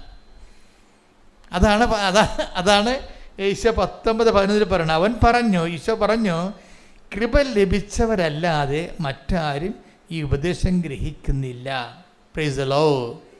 അപ്പോൾ ഈ വിഷയം എന്താണ്? അപ്പോൾ പ്രശ്നമല്ല പ്രശ്നം, കൃപയാണ് പ്രശ്നം. ഇപ്പം നമ്മൾ ഉടമ്പടി ചെയ്തിരിക്കുന്നത് എന്തിനാണെന്ന് നിങ്ങൾ ചോദിച്ചാൽ നിങ്ങൾ പറയും ജോലി ലഭിക്കാനാണ്, വീട് കിട്ടാനാണ് എന്നൊക്കെ പറയും. ഇതൊക്കെ പറഞ്ഞോ? അതിന് ദൈവം ഒരു സമയം ഫിക്സ് ചെയ്തിട്ടുണ്ടെങ്കിൽ അതുവരെയുള്ള സമയം നിങ്ങൾക്ക് ജീവിക്കണ്ടേ അല്ലേ? അപ്പോൾ എൻ്റെ മക്കൾ എന്ത് ചെയ്യണം? ഇപ്പോൾ വിസ പ്രോസസ്സിങ്, ഓക്കെ, നിങ്ങൾക്ക് പറ്റുന്നൊരു സമയത്തെക്കുറിച്ച് ദൈവത്തിനൊരു കാഴ്ചപ്പാടുണ്ട്. നിങ്ങൾക്ക് അവിടുത്തെ രാജ്യത്തിൽ വരാൻ പോണ നിയമത്തെക്കുറിച്ച് നിങ്ങൾക്കൊന്നും അറിയത്തില്ലല്ലോ. നിങ്ങൾ വിസയും പ്രോസസ്സ് ചെയ്ത് അവിടെ ചെല്ലുമ്പോൾ പുതിയൊരു നിയമം വന്നെങ്കിൽ കൊടുത്ത കാശും പോവും, എല്ലാം പോവും, തിരിച്ചു പോരേണ്ടി വരും. അപ്പോൾ അതുകൊണ്ട് കർത്താവിന് ഭൂതവും ഭാവിയും എല്ലാം അറിയാവുന്ന കാരണം നിങ്ങളുടെ ഒരു നന്മയുടെ ഒരു കാലഘട്ടം കർത്താവിനറിയാം. പക്ഷെ നിങ്ങൾക്ക് ആ കാലം അറിയാത്തത് കൊണ്ട് നിങ്ങൾ എന്ത് ചെയ്യും? അയ്യോ ഞാൻ ഉടമ്പടി എടുത്തല്ലോ, എന്നിട്ട് നടന്നില്ലോ, താമസിച്ചല്ലോ, ഞാൻ എന്ത് ചെയ്യും എന്ന് പറഞ്ഞുകൊണ്ട് അങ്കലാപ്പ് കൊള്ളും. ഈ അങ്കലാപ്പിൻ്റെ പാക്കേജാണ് കൃപയിൽ വരണത്. കർത്താവിൻ്റെ കാലത്തോടും മനസ്സമാധാനത്തോടും സന്തുഷ്ടിയോടെ ജീവിക്കാൻ വേണ്ടി ആണ് കൃപ നമുക്ക് തരണത്. അല്ലാതെ അത് കിട്ടാൻ വേണ്ടി മാത്രമല്ല. ഇപ്പം മക്കളുടെ കാര്യം തന്നെ എടുത്തോ, കല്യാണത്തിൻ്റെ കാര്യം തന്നെ എടുത്തോ. അപ്പോൾ കല്യാണത്തിൻ്റെ കാര്യം നിങ്ങൾക്ക് മക്കളെ കിട്ടണമെങ്കിൽ ഇപ്പോൾ ചിലർക്ക് ഇപ്പോൾ കഴിഞ്ഞ ദിവസം ഒരു സാക്ഷ്യം ഞാൻ കണ്ടത് എനിക്ക് ഞെട്ടിപ്പോയി. അവർക്ക് 7 കൊല്ലം മക്കളില്ല. 7 കൊല്ലം മക്കളില്ല. അവർ മരുന്ന് നിർത്തി. കാര്യം മരുന്ന് കഴിച്ചിട്ട് കാര്യമില്ലെന്ന് ഡോക്ടർമാർ തന്നെ പറഞ്ഞു. ഇപ്പം ജനറ്റിക്കൽ ട്രബിളാണ്. പക്ഷേ ജനറ്റിക്കൽ ട്രബിൾ എന്ന് പറഞ്ഞാൽ ഉടമ്പടിയിലാകുന്നു പറഞ്ഞിട്ട് കാര്യമൊന്നുമില്ല. ഉടമ്പടി നമ്മുടെ മെറിറ്റിലല്ല വർക്ക് ചെയ്യണത്, ബട്ട് ബൈ ഗ്രേസിലാണ് വർക്ക് ചെയ്യണത്. അപ്പോൾ ഉടമ്പടി എടുത്തു കഴിഞ്ഞപ്പോൾ എന്ത് പറ്റി? ആ ആഴ്ചത്തെ നമ്മൾ പ്രഗ്നൻ്റ് ആകുകയും ജനിച്ചപ്പോൾ 3 കുഞ്ഞുങ്ങളാണ് ജനിച്ചിരിക്കുന്നത്. 7 കൊല്ലത്ത് മുഴുവനും തന്നിരിക്കുകയാണ്.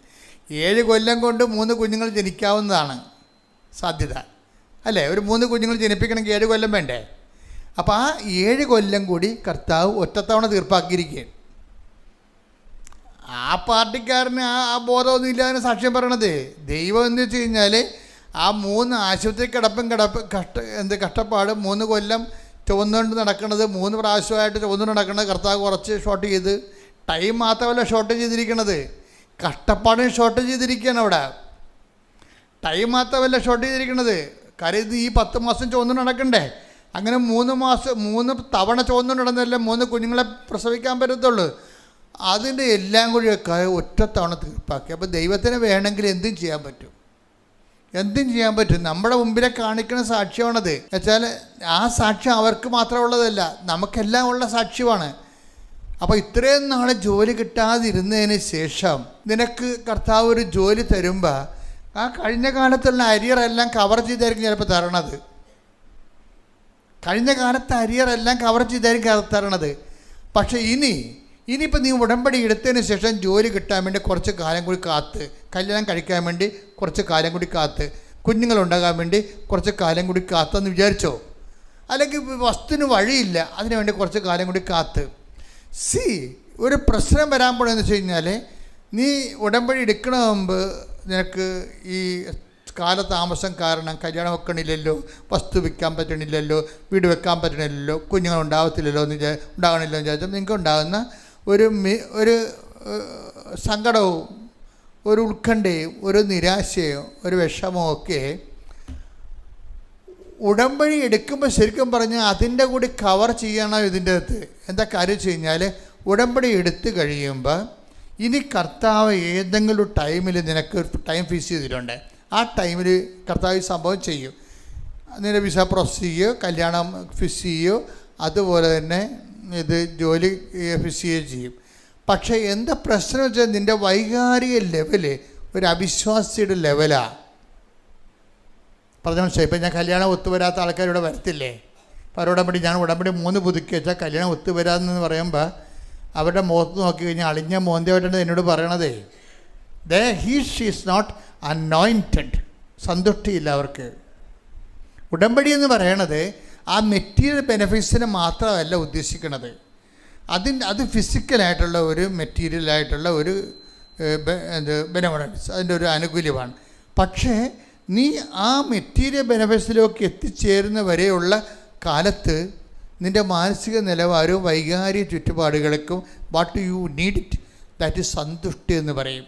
സന്തുഷ്ടി അത് കൃപയുടെ ഇഫക്ട്സാണ്. പഴയ ബൈബിളിൽ അവർ കൃപയെന്ന് എഴുതിയിരിക്കുന്ന സ്ഥലത്ത് പുതിയ ബൈബിളിൽ കൃപയ്ക്ക് പകരം കൃപയുടെ ഇഫക്ട്സിനെ കുറിച്ച് എഴുതിയിരിക്കുന്നത്. സന്തുഷ്ടി എന്നാണ് പറയണത്. ഇപ്പോൾ ഉടമ്പടി എടുക്കണത് എന്തിനാണ്? നമ്മൾ സന്തുഷ്ടിക്ക് വേണ്ടിയാണ്. കിട്ടാതിരിക്കുന്ന കാലത്തും കിട്ടിയതുപോലുള്ള സംതൃപ്തി, അതാണ് കൃപയുടെ ഇഫക്റ്റ് എന്ന് പറയണത്. അനുഗ്രഹം എന്ന് പറഞ്ഞാൽ കിട്ടിയാൽ മാത്രമേ നമുക്ക് അതിൻ്റെ അനുഭവം കിട്ടത്തുള്ളൂ. ഉടമ്പടി എന്ന് പറയുമ്പോൾ കിട്ടാതിരിക്കുന്ന കാലത്ത് നമ്മൾ അനുഭവിക്കുന്ന മേഖലകളിലെല്ലാം സന്തുഷ്ടി. നിങ്ങൾ സിസ്റ്ററെ ഇത് വായിച്ചേ, 11:10 വായിച്ചേ. സ്തുതിക്കട്ടെ. ഹല്ലേലൂയ, ഹല്ലേലൂയ, ഹല്ലേലൂയ, ഹല്ലേലൂയ. യേശുവേ നന്ദി. ഹല്ലേലൂയ. സക്കറിയ 11:10. സക്കറിയ 11:10. ഞാൻ കൃപ എന്ന വടി എടുത്തൊടിച്ചു. പുതിയ ബൈബിള് അല്ലെ, ഇപ്പോൾ പുതിയ തർജ്ജിമ വന്നിട്ടുണ്ട്. എന്ന് വെച്ച് കഴിഞ്ഞാൽ തർജ്ജിമ എന്ന് പറഞ്ഞാൽ പഴയ തെറ്റാണെന്നല്ല എൻ്റെ അടുത്താണ്. അതായത് ഇപ്പോൾ വന്നിരിക്കുന്ന തർജ്ജിമ തനി ഗ്രീക്കിൽ നിന്ന് ഡയറക്റ്റ് ട്രാൻസ്ലേഷനാണ്. പഴയത് ഹീബ്രു എന്നാണ് എടുത്തിരിക്കുന്നത്.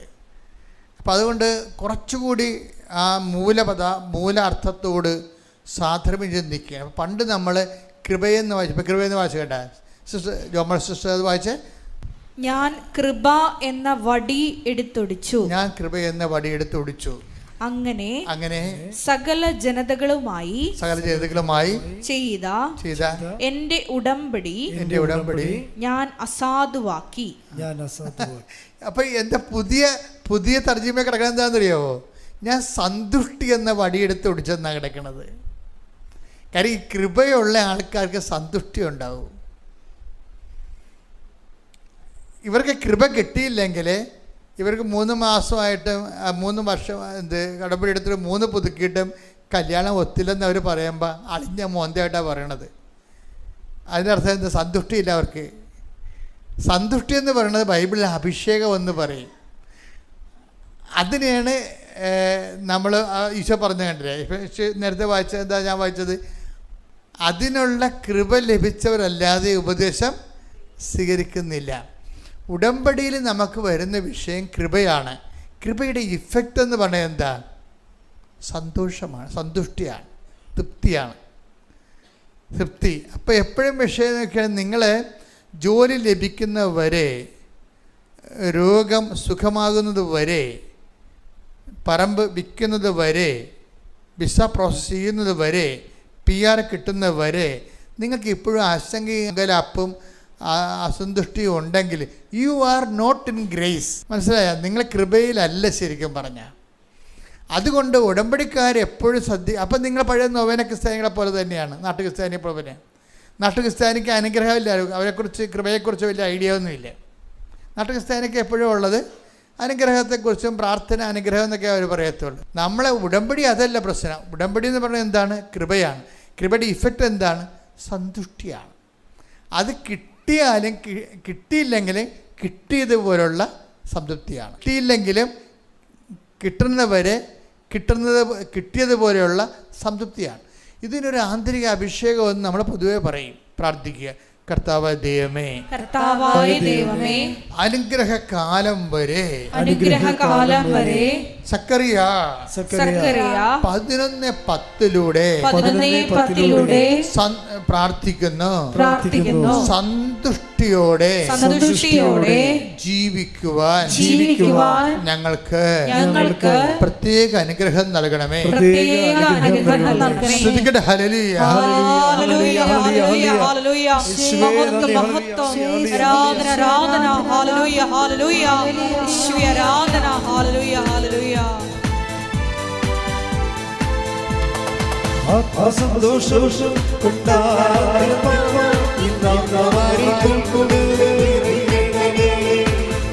സന്തോഷം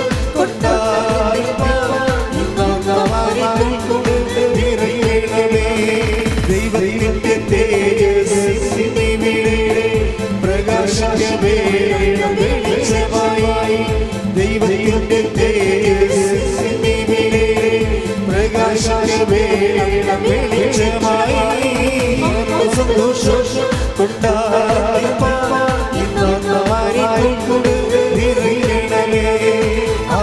സന്തോഷം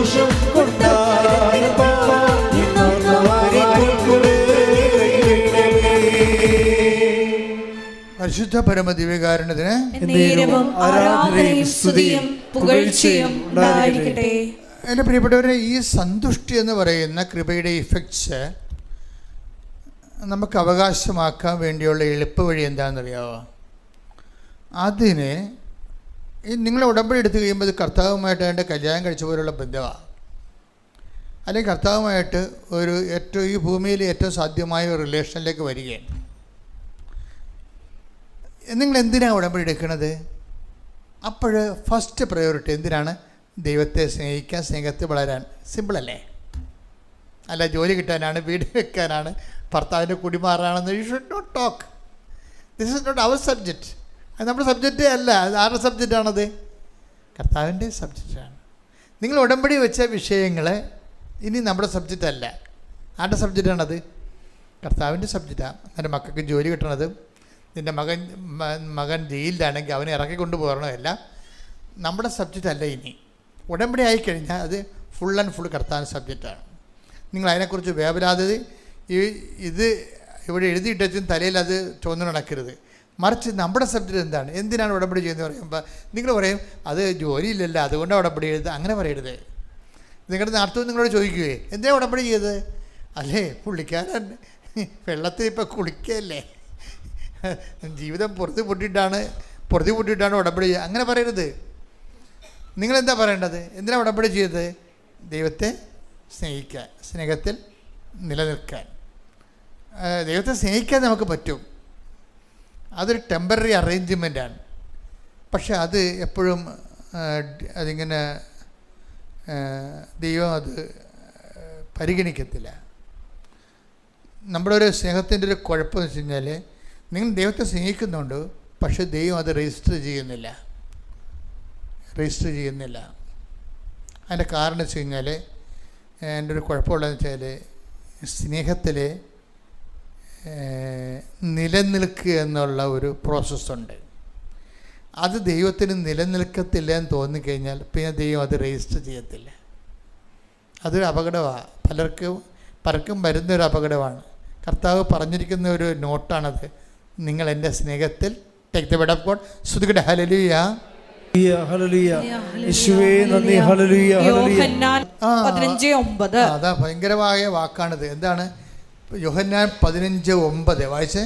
പിതാവ് എന്നെ സ്നേഹിച്ചതുപോലെ, പറഞ്ഞേ, പിതാവ് എന്നെ സ്നേഹിച്ചതുപോലെ ഞാനും നിങ്ങളെ സ്നേഹിച്ചു.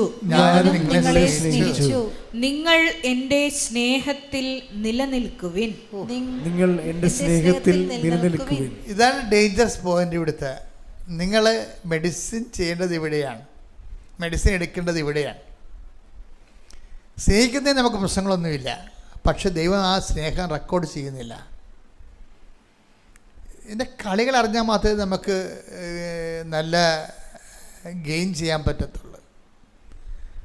നിങ്ങൾ ടെമ്പററി അറേഞ്ച്മെൻറ്റ്, ഒരു ജോലി വാങ്ങിക്കാനോ അല്ലെങ്കിൽ പറമ്പ് വിൽക്കാനോ ക്ഷീണം മാറാനോ ഉള്ള ടെമ്പററി അറേഞ്ച്മെൻറ്റുമായിട്ടാണ് നിങ്ങൾ വരണത്. അപ്പം തന്നെ ഉടമ്പടിയിൽ രജിസ്റ്റർ ഉണ്ട്. അത് നിങ്ങളെ ഉടമ്പടി ചെയ്തതായിട്ട് ദൈവം രജിസ്റ്റർ ചെയ്യുന്നില്ല. ഇതൊരു വല്ലാത്തൊരു അവസ്ഥയാണ്. കാര്യം നമ്മൾ കഷ്ടപ്പെട്ട് വെളുപ്പിനെ 3 മണിക്ക് എഴുന്നേറ്റ് കണ്ട വണ്ടിയും പിടിച്ച് ഇവിടെ വന്ന് പട്ടിണി നിന്ന് 4 മണിക്കൂർ ക്ലാസ് എടുത്ത് ഇവിടെ ഉടമ്പടി ചെയ്തിട്ട് വീട്ടിൽ പോകുമ്പോൾ ഇന്ന് രജിസ്റ്റർ ചെയ്ത ആൾക്കാരുടെ പേര് വിളിക്കുമ്പോൾ സുശീലിക്കുട്ടി ഇല്ല. കർത്താവ് എൻ്റെ പേര് വിളിച്ചില്ല. ഞാൻ 3 മണിക്ക് എഴുന്നേറ്റ് പിടിക്കുന്നു വരുന്നതാണേ. അവിടെ ബസ് റൂട്ട് പോലും ഇല്ല. ഞങ്ങൾക്ക് അവിടെ ബസ് റൂട്ട് പോലും ഇല്ല. ജീപ്പിന് വെച്ച് എനിക്ക് ജീപ്പിന് 6 പേര് വന്നാൽ മാത്രമേ നമുക്ക് 50 രൂപ കൂടത്തുള്ളവർ. 6 പേരില്ലാത്ത കാരണം 6 പേരുടെ കാശ് ഞാൻ ഒറ്റ കൊടുത്തേ വന്നിരിക്കുകയാണ്. എന്നിട്ട് എൻ്റെ പേരെന്താ നീ ഉടമ്പടി ഞാൻ എടുത്ത കൂട്ടത്തിൽ ഇന്ന് വായിച്ച് ഉടമ്പടി എടുത്ത ആൾക്കാരുടെ പേരിൽ എൻ്റെ പേരില്ലാത്ത എന്താണെന്ന് ചോദിച്ചു കഴിഞ്ഞാൽ കർത്താവ് പറയും, നീ ഇപ്പോൾ തൽക്കാലത്തേക്ക് ആ പറമ്പ് റബ്ബർ തോട്ടം വിൽക്കാൻ വേണ്ടി വന്നതല്ലേ, നീ വിറ്റ് കഴിയുമ്പോൾ നീ ഗുഡ് ബൈ പറയത്തില്ലേ. അങ്ങനെ നിലനിൽക്കാത്ത ആൾക്കാരെ ഉടമ്പടി രജിസ്റ്റർ ചെയ്യത്തില്ലെന്ന് പറയും. ഇതൊരു വല്ലാത്ത ഒരു പ്രശ്നമാണ്. ഇത് വായിച്ചു കേട്ടില്ലേ നിങ്ങൾ? ഞാൻ കൈ നീട്ടമല്ല. എന്താ വായിച്ചത്? നിങ്ങൾ എൻ്റെ സ്നേഹത്തിൽ 15:9 യോഹന്നാൻ ഒന്ന് വായിച്ച് പറഞ്ഞ്. നിങ്ങൾ എൻ്റെ സ്നേഹത്തിൽ നിലനിൽക്കുവിൻ. നിലനിൽക്കുവിൻ. ഇതിൻ്റെ അകത്തൊരു വല്ലാത്തൊരു വിഷയമാണ്. ഈ നിലനിൽക്കണമെങ്കിൽ എന്ത് ചെയ്യണം? നിലനിൽക്കണമെങ്കിൽ എന്ത് ചെയ്യണം? എൻ്റെ പിതാവിൻ്റെ കൽപ്പനകൾ പാലിച്ച് പറഞ്ഞ്. എൻ്റെ പിതാവിൻ്റെ കൽപ്പനകൾ പാലിച്ച് ഞാൻ എൻ്റെ പിതാവിൻ്റെ സ്നേഹത്തിൽ നിലനിൽക്കുന്നത് പോലെ, ഞാൻ എൻ്റെ പിതാവിൻ്റെ സ്നേഹത്തിൽ നിലനിൽക്കുന്നത് പോലെ എൻ്റെ കൽപ്പനകൾ പാലിച്ചാൽ നിങ്ങളും എൻ്റെ സ്നേഹത്തിൽ നിലനിൽക്കും. അപ്പൊ സിമ്പിളാണ്. ഈ വിഷയം സിമ്പിളാണ്. കാര്യം ഈശോ എങ്ങനെ നിലനിന്നെന്ന് പറയുന്നുണ്ട്. അതിൻ്റെ നോ ഹൗ ടെക്നിക്കാലിറ്റി പറയുന്നുണ്ട്. Take the word of God. സ്തുതിക്കട്ടെ. ഹല്ലേലൂയ, ഹല്ലേലൂയ, ഹല്ലേലൂയ. യോഹന്നാൻ 15:10. യോഹന്നാൻ 15:10. ഞാൻ എൻ്റെ പിതാവിൻ്റെ കൽപ്പനകൾ പാലിച്ച് അവിടുത്തെ സ്നേഹത്തിൽ നിലനിൽക്കുന്നത് പോലെ നിങ്ങൾ എൻ്റെ കൽപ്പനകൾ പാലിച്ചാൽ എൻ്റെ സ്നേഹത്തിൽ നിലനിൽക്കും. Praise the Lord. Praise the Lord. എൻ്റെ മക്കൾ, ഇത് വളരെ സീരിയസ് ആയിട്ട് മനസ്സിലാക്കണം. ആധ്യാത്മിക ജീവിതം, ദൈവസ്നേഹ സഹവസിപ്പ് എന്നാണ് ഈ ആധ്യാത്മിക ജീവിതത്തിൻ്റെ മറുപേരെന്ന് പറയണത്. അത് സിമ്പിളാണ് ശരിക്കും പറഞ്ഞാൽ. എന്ന് വെച്ച് കഴിഞ്ഞാൽ എന്താണ്? ഈ ദൈവം ഉദ്ദേശിക്കുന്നത് ഇത്രയേ ഉള്ളൂ. ടെമ്പററി അറേഞ്ച്മെൻറ്റ് ദൈവം ഉദ്ദേശിക്കണില്ല. ഈ മനുഷ്യന്മാർക്ക് വന്നിരിക്കുന്ന അബദ്ധം അതാണ്. അവരെ ടെമ്പററി അറേഞ്ച്മെൻറ്റേ ഉദ്ദേശിക്കുന്നുള്ളൂ. മനസ്സിലായില്ലേ? ചില ഇന്നാളുടെ ചേട്ടൻ പറഞ്ഞില്ലേ, ഞാൻ വിചാരിച്ചു 90% പരിപാടിയല്ലേ ഉള്ളെന്ന്, ഉടമ്പടിയേ 90 വന്ന് തല വെക്കരുത് കേട്ടോ. ആലപ്പുഴ 90 900 പരിപാടിയാണിത്. എന്താ പ്രശ്നം വെച്ചാൽ നിങ്ങൾ ആലപ്പുഴ വരുന്നുണ്ടോ, ഉടമ്പടി പുതുക്കുന്നുണ്ടോ, അല്ല പ്രശ്നം. ആലപ്പുഴ വരുന്നത് ഉടമ്പടി പിടിക്കുന്നത് ടെക്നിക്കാലിറ്റി കാര്യമാണ്. അതല്ല, അത് വന്നാലും വന്നില്ലേലും. മറിച്ച് എന്താണ്? ഞാൻ എൻ്റെ പിതാവിൻ്റെ ഞാൻ എൻ്റെ പിതാവിന്റെ കൽപ്പനകൾ പാലിച്ച് അവിടുത്തെ സ്നേഹത്തിൽ നിലനിൽക്കുന്നത് പോലെ. അപ്പൊ ക്രിസ്തു എങ്ങനെയാണ് അവിടുത്തെ സ്നേഹത്തിൽ നിലനിൽക്കുന്നത്? എങ്ങനെയാണ് പറഞ്ഞ്? ഈശോ എങ്ങനെയാണ് അവിടുത്തെ സ്നേഹത്തിൽ നിലനിൽക്കുന്നത്? പിതാവിൻ്റെ കൽപ്പനകൾ പാലിച്ച. അപ്പം പിതാവിൻ്റെ കൽപ്പനകൾ പാലിച്ചാൽ, വചനം പാലിച്ചാൽ എന്ത് സംഭവിക്കും? നമുക്ക് നിലനിൽക്കാൻ പറ്റും. ദൈവസ്നേഹത്തെ നിലനിൽക്കാൻ പറ്റും. വചനം ഒന്ന് പ്രാർത്ഥിച്ച്, കർത്താവായ ദൈവമേ, അങ്ങേപ്പോലെ ഞങ്ങളും ദൈവകൽപ്പനകള്, കർത്താവിന്റെ വചനങ്ങള് പാലിച്ച് അങ്ങയുടെ സ്നേഹത്തിൽ നിലനിൽക്കുവാൻ ഞങ്ങൾക്ക് പ്രത്യേക അഭിഷേകം നൽകണമേ. ശ്രുതികട്ടെ. ഹല്ലേലൂയ.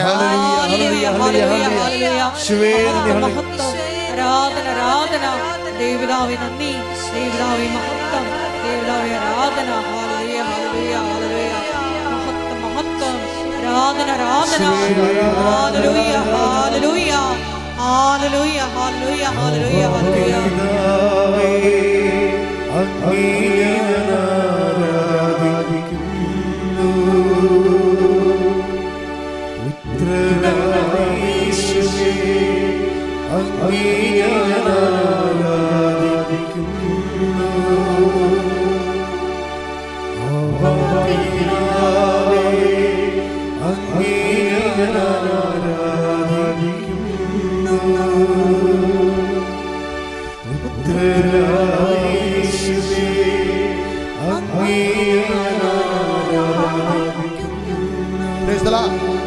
ഇനി നിങ്ങൾ എൻ്റെ സ്നേഹത്തിൽ നിലനിൽക്കാൻ ഈശോ പറഞ്ഞല്ലേ?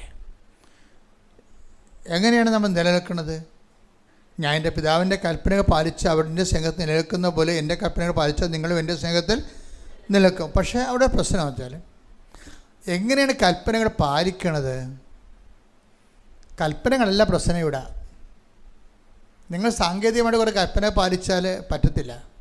എങ്ങനെയാണ്? ഈശോ പറഞ്ഞത് എന്താണ്? എന്നെ സ്നേഹിക്കുന്നവർ എൻ്റെ കൽപ്പനകൾ. അപ്പോൾ കൽപ്പനകൾക്കല്ല പ്രാധാന്യം അവിടെ. പിന്നെയും മാറിക്കണ കാര്യം ടെസ്റ്റ് ചെയ്യണം. Take the bed of God. ശ്രദ്ധിക്കട്ടെ. ഹല്ലേലൂയ, ഹല്ലേലൂയ, ഹല്ലേലൂയ, ഹല്ലേലൂയ. യേശുവേ നന്ദി. ഹല്ലേലൂയ, ഹല്ലേലൂയ. യേശുവേ ആരാധന, ആരാധന, ആരാധന. ഹല്ലേലൂയ, ഹല്ലേലൂയ, ഹല്ലേലൂയ.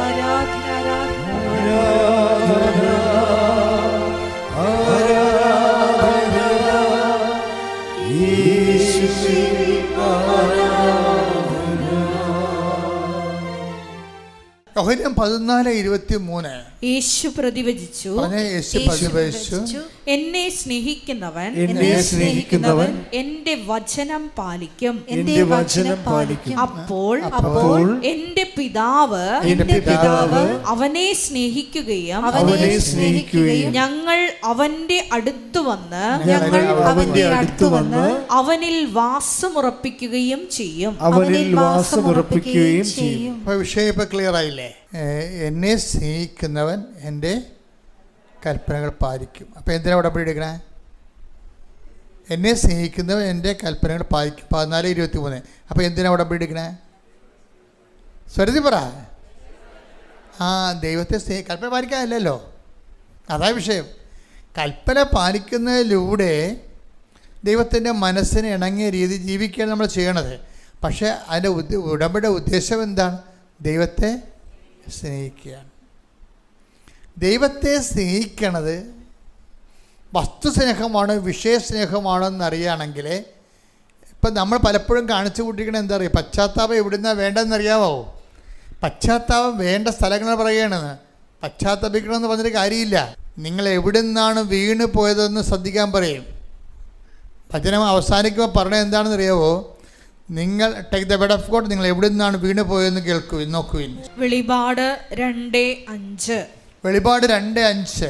അതിനാൽ നീ ഏതവസ്ഥയിൽ നിന്നാണ് നീ ഏതവസ്ഥയിൽ നിന്നാണ് അധപ്പതിച്ചതെന്ന് ചിന്തിക്കുക. അനുതപിച്ച് ആദ്യത്തെ പ്രവൃത്തികൾ ചെയ്യുക.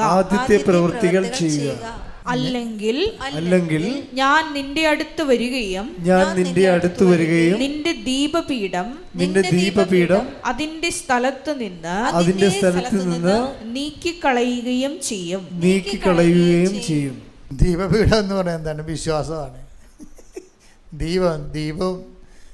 ദീപനാളവും എല്ലാം ബൈബിളിൽ എന്തിൻ്റെ പ്രതീകമാണ്? വിശ്വാസത്തിന്. നീ ഇവിടെ എന്താ പറയണത്? വെളിപാട് 2:5 ഒന്നര വായിച്ചേ. അതിനാൽ നീ ഏതവസ്ഥയിൽ നിന്നാണ് അധപ്പതിച്ചതെന്ന് ചിന്തിക്കുക. അനുതപിച്ച് ആദ്യത്തെ പ്രവൃത്തികൾ ചെയ്യുക. അല്ലെങ്കിൽ ഞാൻ നിന്റെ അടുത്ത് വരികയും നിന്റെ ദീപപീഠം അതിന്റെ സ്ഥലത്ത് നിന്ന് നീക്കിക്കളയുകയും ചെയ്യും. അപ്പൊ വിശ്വാസം എടുത്ത് കളയുമെന്ന് അർത്ഥം. മനസ്സിലായില്ലേ? പശ്ചാത്തപിച്ചില്ലെങ്കിൽ, പശ്ചാത്തപിക്കാത്ത ജീവിതം തുടർന്നാൽ സംഭവിക്കാൻ പോകുന്ന പരിണത ഫലം എന്താണ്? വിശ്വാസം എടുത്ത് കളയും. പിന്നെന്ത് ചെയ്യും? അതിൻ്റെ കൂടെ എന്ത് ചെയ്യും? പ്രാർത്ഥനാ ജീവിതം പോകും. പല ആൾക്കാരുടെയും പ്രാർത്ഥനാ ജീവിതം കുറഞ്ഞതിൻ്റെ കാരണം എന്താ? വിശ്വാസം പോയിട്ടാണ്. വിശ്വാസം പോകാൻ കാരണം എന്താണ്? പശ്ചാത്തപിക്കാത്തത് കൊണ്ടാണ്. പശ്ചാത്തപിക്കേണ്ടത് എന്താണ്? പശ്ചാത്തപിക്കേണ്ടത് നീ ഏത് അവസ്ഥയിൽ നിന്നാണ് അധപ്പതിച്ചതെന്ന് നോക്കണമെന്ന് പറയും. എന്താ പ്രശ്നം? ഏത് അവസ്ഥ? അത് നമ്മൾ കണ്ടുപിടിക്കണം ആദ്യം. എവിടെ നിന്നാണ് ഈ തകർച്ച തുടങ്ങിയത് എവിടെ നിന്നാണെന്ന് കണ്ടുപിടിക്കണമെന്ന് പറയും. ഉടമ്പടി എടുക്കുമ്പോൾ തന്നെ തകർച്ച തുടങ്ങും ചിലർക്ക്. എന്താ കാര്യം? ആ മിസ്പ്ലഗിങ് കൊണ്ടുകൊണ്ടാണ്. നിങ്ങളവിടെ വിളിച്ച് ചോദിക്കണേ, എന്തിനാണ് ഉടമ്പടി എടുത്തത്? അതെ, അവനിപ്പോൾ കുറച്ച് ചുറ്റിക്കളി കൂടുതലാണ്, അതുകൊണ്ട് അവൻ അവിടെ നിന്ന് രക്ഷപ്പെടാൻ വേണ്ടി ചെയ്തതാണെന്ന്. തീർന്നില്ല പരിപാടി. തകർച്ച തുടങ്ങി. നീ ഏത് അവസ്ഥയിൽ നിന്ന് അതപ്പച്ചെന്ന് അറിയണമെന്ന്. ഇത്രയും കഷ്ടപ്പെട്ട് വന്ന് ഉടമ്പടി എടുത്തിട്ട് ഞാൻ പുറത്തിറങ്ങുമ്പോൾ നമ്മുടെ വീട്ടുകാർ നാട്ടുകാർ ചോദിക്കുക, എന്തിനാണ് ഉടമ്പടി എടുക്കാൻ കൃപാസനത്തിൽ പോയത്?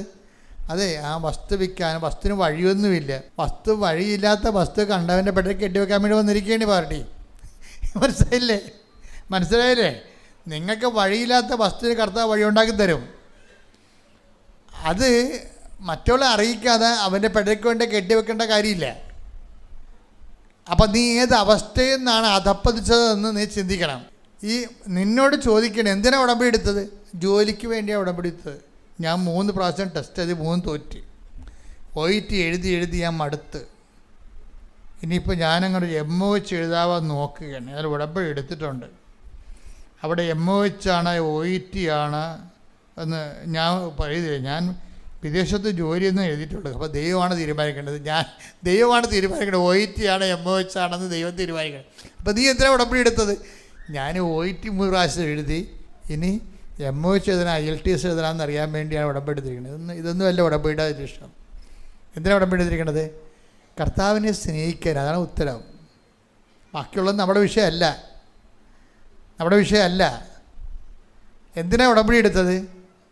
കർത്താവിനെ സ്നേഹിക്കാൻ. രണ്ടാമത്തെ ഉത്തരം എന്താണ്? അവൻ്റെ സ്നേഹത്തിൽ നിലനിൽക്കാൻ. എത്ര ദിവസത്തേക്ക്? 90 ദിവസത്തേക്ക്. അപ്പോൾ അതാ. പക്ഷേ അങ്ങനെ ഒരാളിന് 90 ദിവസത്തേക്ക് നിലനിൽക്കാൻ പറ്റത്തില്ല. 90 ദിവസത്തേക്ക് ഒരാളിന് നിലനിൽക്കാൻ പറ്റത്തില്ല. വിഷയത്തെ അടിസ്ഥാനപ്പെടുത്തി ഉടമ്പടി എടുക്കുന്നവരാണ് 90 ദിവസം കഴിയുമ്പോൾ ഉഴപ്പണത്. വ്യക്തിയെ അടിസ്ഥാനപ്പെടുത്തിയാണ് ഉടമ്പടി ജീവിക്കേണ്ടത്. ആരാണ്? കർത്താവിനെയാണ്. കർത്താവിൻ്റെ സ്നേഹത്തിൽ നിലനിൽക്കാനാണ് ഞാൻ ഉടമ്പടി എടുക്കുന്നത്.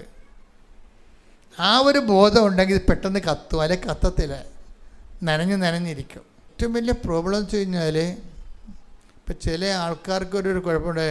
അതായത് നമ്മൾ ഒത്തിരി കുടിക്കും എന്നതായിട്ട് സ്വപ്നം കാണും, വരണ്ട തൊണ്ടയുമായിട്ട് എഴുന്നേറ്റ് വരും. അങ്ങനെ ഒരു അവസ്ഥ ആൾക്കാർക്കുണ്ട്.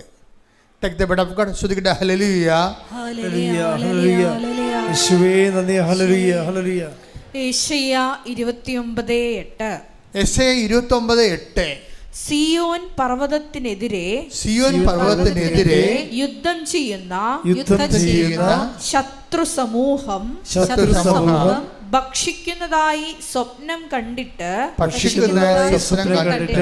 ഉണരുമ്പോൾ വിശക്കുന്നവനെ പോലെയും കുടിക്കുന്നതായി സ്വപ്നം കണ്ടിട്ട് വരണ്ട തൊണ്ടയുമായി ഉണരുന്നവനെ പോലെയും ആകും. ബൈബിൾ എന്ത് രസമാണെന്നറിയാമോ? ഓരോ മനുഷ്യൻ്റെ എല്ലാ വിധത്തിലും ഉഡായിപ്പുകൾ ഇങ്ങനെ വെളിവാക്കും. നിങ്ങളെ ഉടമ്പടി എടുത്തതായിട്ട് ഇങ്ങനെ സ്വപ്നം കാണും. 90 ദിവസം കഴിയുമ്പോൾ ഉടമ്പടി എടുക്കാത്ത വരണ്ട തൊണ്ടയായിട്ട് എഴുന്നേറ്റ് തന്നെ കാണാം. ഉടമ്പടി എടുത്തായിട്ട് സ്വപ്നം കാണുകയാണ്. ഞാൻ ഉടമ്പടിയിലാണ് ജീവിച്ചതാണെന്ന് നിങ്ങൾ സ്വപ്നം കാണുന്നത് മാത്രമാണ്. ചില ആൾക്കാരുടെ ഉടമ്പടി സ്വപ്ന ഉടമ്പടിയാണ്. യാഥാർത്ഥ്യമായിട്ട് യാതൊരു ബന്ധവുമില്ല. അതിനെ എന്തോ തിരക്കിൽ കൊണ്ടുവന്ന് എഴുതി എന്തൊക്കെ കേട്ട് കൊണ്ടുവന്ന് കെട്ടിത്തൂക്കി ഇവിടെ ഇട്ടും പോയി. സ്വപ്ന ഉടമ്പടി. പല ആൾക്കാരും ദൈവത്തെ അറിയാതെ എടുത്തിരിക്കുന്ന ഉടമ്പടിയെല്ലാം സ്വപ്ന ഉടമ്പടിയാണ്. സ്വപ്ന ഉടമ്പടിയുടെ ഫീച്ചേഴ്സ് എന്താണ്? വിഷയത്തിനായിരിക്കും പ്രാധാന്യം. ജോലിക്ക്, വീട്, വിവാഹം, വിസ വന്ന, ഓഫർ ലെറ്റർ വന്ന, പറമ്പ് മേടിക്കുന്ന ആൾ വന്ന, ഈ വിഷയത്തെക്കുറിച്ച് തന്നെ എപ്പോഴും ഇങ്ങനെ അങ്കലാപ്പിരിക്കും. അത് ഉടമ്പടിക്ക് മുമ്പ് അവരങ്ങനെ തന്നെയായിരുന്നു, ഇപ്പോഴും അവരങ്ങനെ തന്നെയാണ്. അങ്കലാപ്പം അവർക്ക് മാറിയിട്ടില്ല. അതാണ് സ്വപ്ന ഉടമ്പടിക്കാർ. സ്വപ്ന ഉടമ്പടിക്കാർ 90 ദിവസം കഴിഞ്ഞാലും ഉടമ്പടി എടുക്കാത്ത പോലെ എഴുന്നേറ്റ് തന്നെ കാണാം. ഒന്നും നടക്കത്തില്ല. അതിൻ്റെ കാരണം എന്താണ്? വിഷയത്തിൽ നിന്ന് അൺപ്ലഗ് ചെയ്യണം. നിങ്ങൾ വിഷയത്തിൽ നിന്ന് അൺപ്ലഗ് ചെയ്യണം. എന്ന് വെച്ച് കഴിഞ്ഞാൽ ഈ വിഷയം അത് നമ്മുടേതല്ല, ദൈവത്തിൻ്റെതാണത്. നമ്മുടെ വിഷയം എന്താണ്? ഞാൻ എൻ്റെ പിതാവിൻ്റെ കൽപ്പനകൾ പാലിച്ച് അവിടുത്തെ സ്നേഹത്തിൽ നിലനിൽക്കുന്ന പോലെ എൻ്റെ കൽപ്പനകൾ പാലിച്ചാൽ നിങ്ങളെൻ്റെ സ്നേഹത്തിൽ നിലനിൽക്കും. അപ്പോൾ എന്തിനാണ് ഉടമ്പടി എടുത്തിരിക്കുന്നത്? ദൈവത്തെ സ്നേഹിക്കാൻ. രണ്ടാമത്തേത് എന്താണ്? ആ സ്നേഹത്തിൽ നിലനിൽക്കാൻ. കൈയടിച്ചിട്ട് ശ്രുതിക്കട്ടെ ഹല്ലേലൂയ.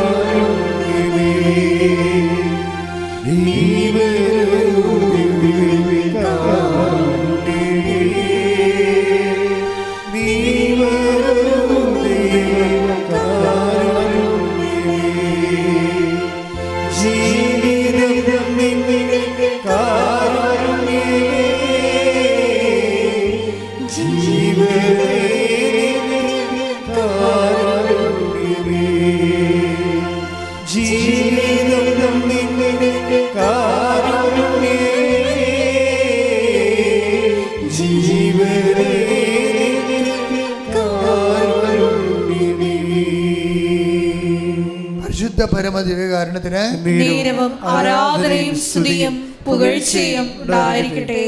ഇപ്പോൾ ഈ ഉടമ്പടി ക്ലാസ് കൂടി കഴിയുമ്പോൾ നിങ്ങൾ സത്യസന്ധമായിട്ട് ശ്രദ്ധിച്ചാണ് ഇരിക്കണമെന്നുണ്ടെങ്കിൽ കർത്താവ് പറഞ്ഞ പോലെ 30, 60, 100 മേനി ബലം ഉണ്ടാകും.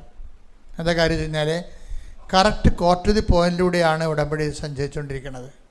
നിങ്ങൾ ദൈവത്തിൻ്റെ സ്നേഹം, ഇപ്പം തന്നെ ആ നിരീശ്വരവാദി എന്ന് പറഞ്ഞ പാർട്ടിയില്ലേ, ഈ മാനുവൽ, അവനെന്താ ചെയ്യിക്കണേ? അവനിപ്പോൾ പത്രം കൊണ്ടുനടന്ന് എല്ലാ വീട്ടിലും കൊടുക്കും. എന്താ പറയുക? അപ്പോൾ ആൾക്കാർ ഇവരെ കളിയാക്കും.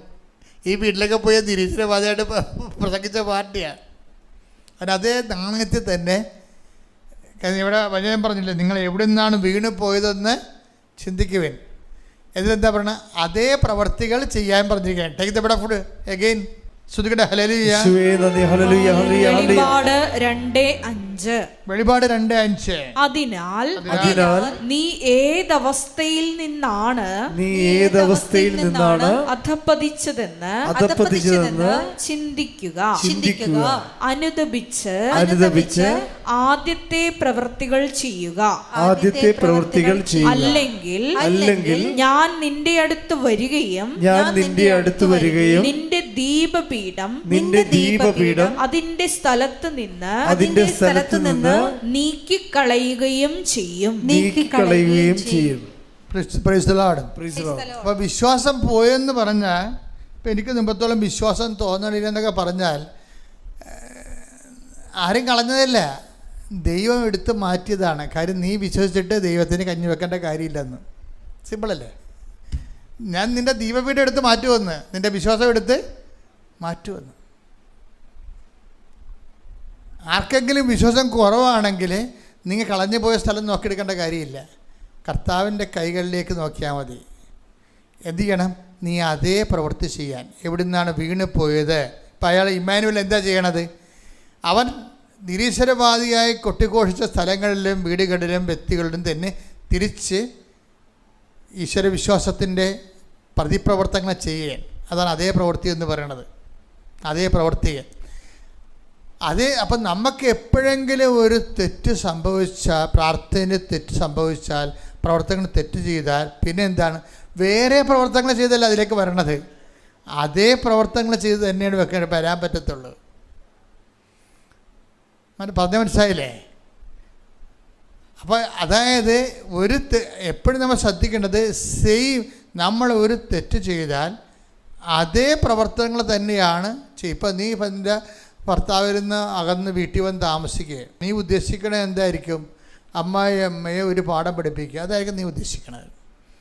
അല്ലെങ്കിൽ നീ പണ്ട് മുതലേ തന്നെ പറഞ്ഞു കാണും, ഞാനൊരിക്കലും കെട്ടിച്ച വീട്ടിൽ താമസിക്കത്തില്ല എന്ന് പറയും. അപ്പനെ അമ്മയെ നോക്കാൻ എന്നെ കിട്ടത്തില്ല. ഇങ്ങനെ നോക്കാതിരിക്കാൻ വേണ്ടിയാണ് ഞാൻ പഠിച്ചത്. അതാണ് വിഷയം. എന്തിനാണ് പഠിച്ചതെന്ന് ചോദിക്കുമ്പോൾ ജോലി കിട്ടാനാണ് പഠിച്ചതെന്നല്ല പറയണത്. ഭർത്താവിൻ്റെ അപ്പനെ അമ്മയെ നോക്കാതിരിക്കാൻ വേണ്ടിയാണ് ഞാൻ പഠിച്ചതെന്നാണ് പറയണവർ. ഇത് പുറത്ത് പറയത്തില്ലെങ്കിൽ ഉള്ളിലിരിപ്പ് അതായിരിക്കും. അതായത് നമ്മുടെ പുറത്ത് നമ്മൾ പറയത്തില്ല, ഉള്ളിലിരിപ്പ് അതായിരിക്കും.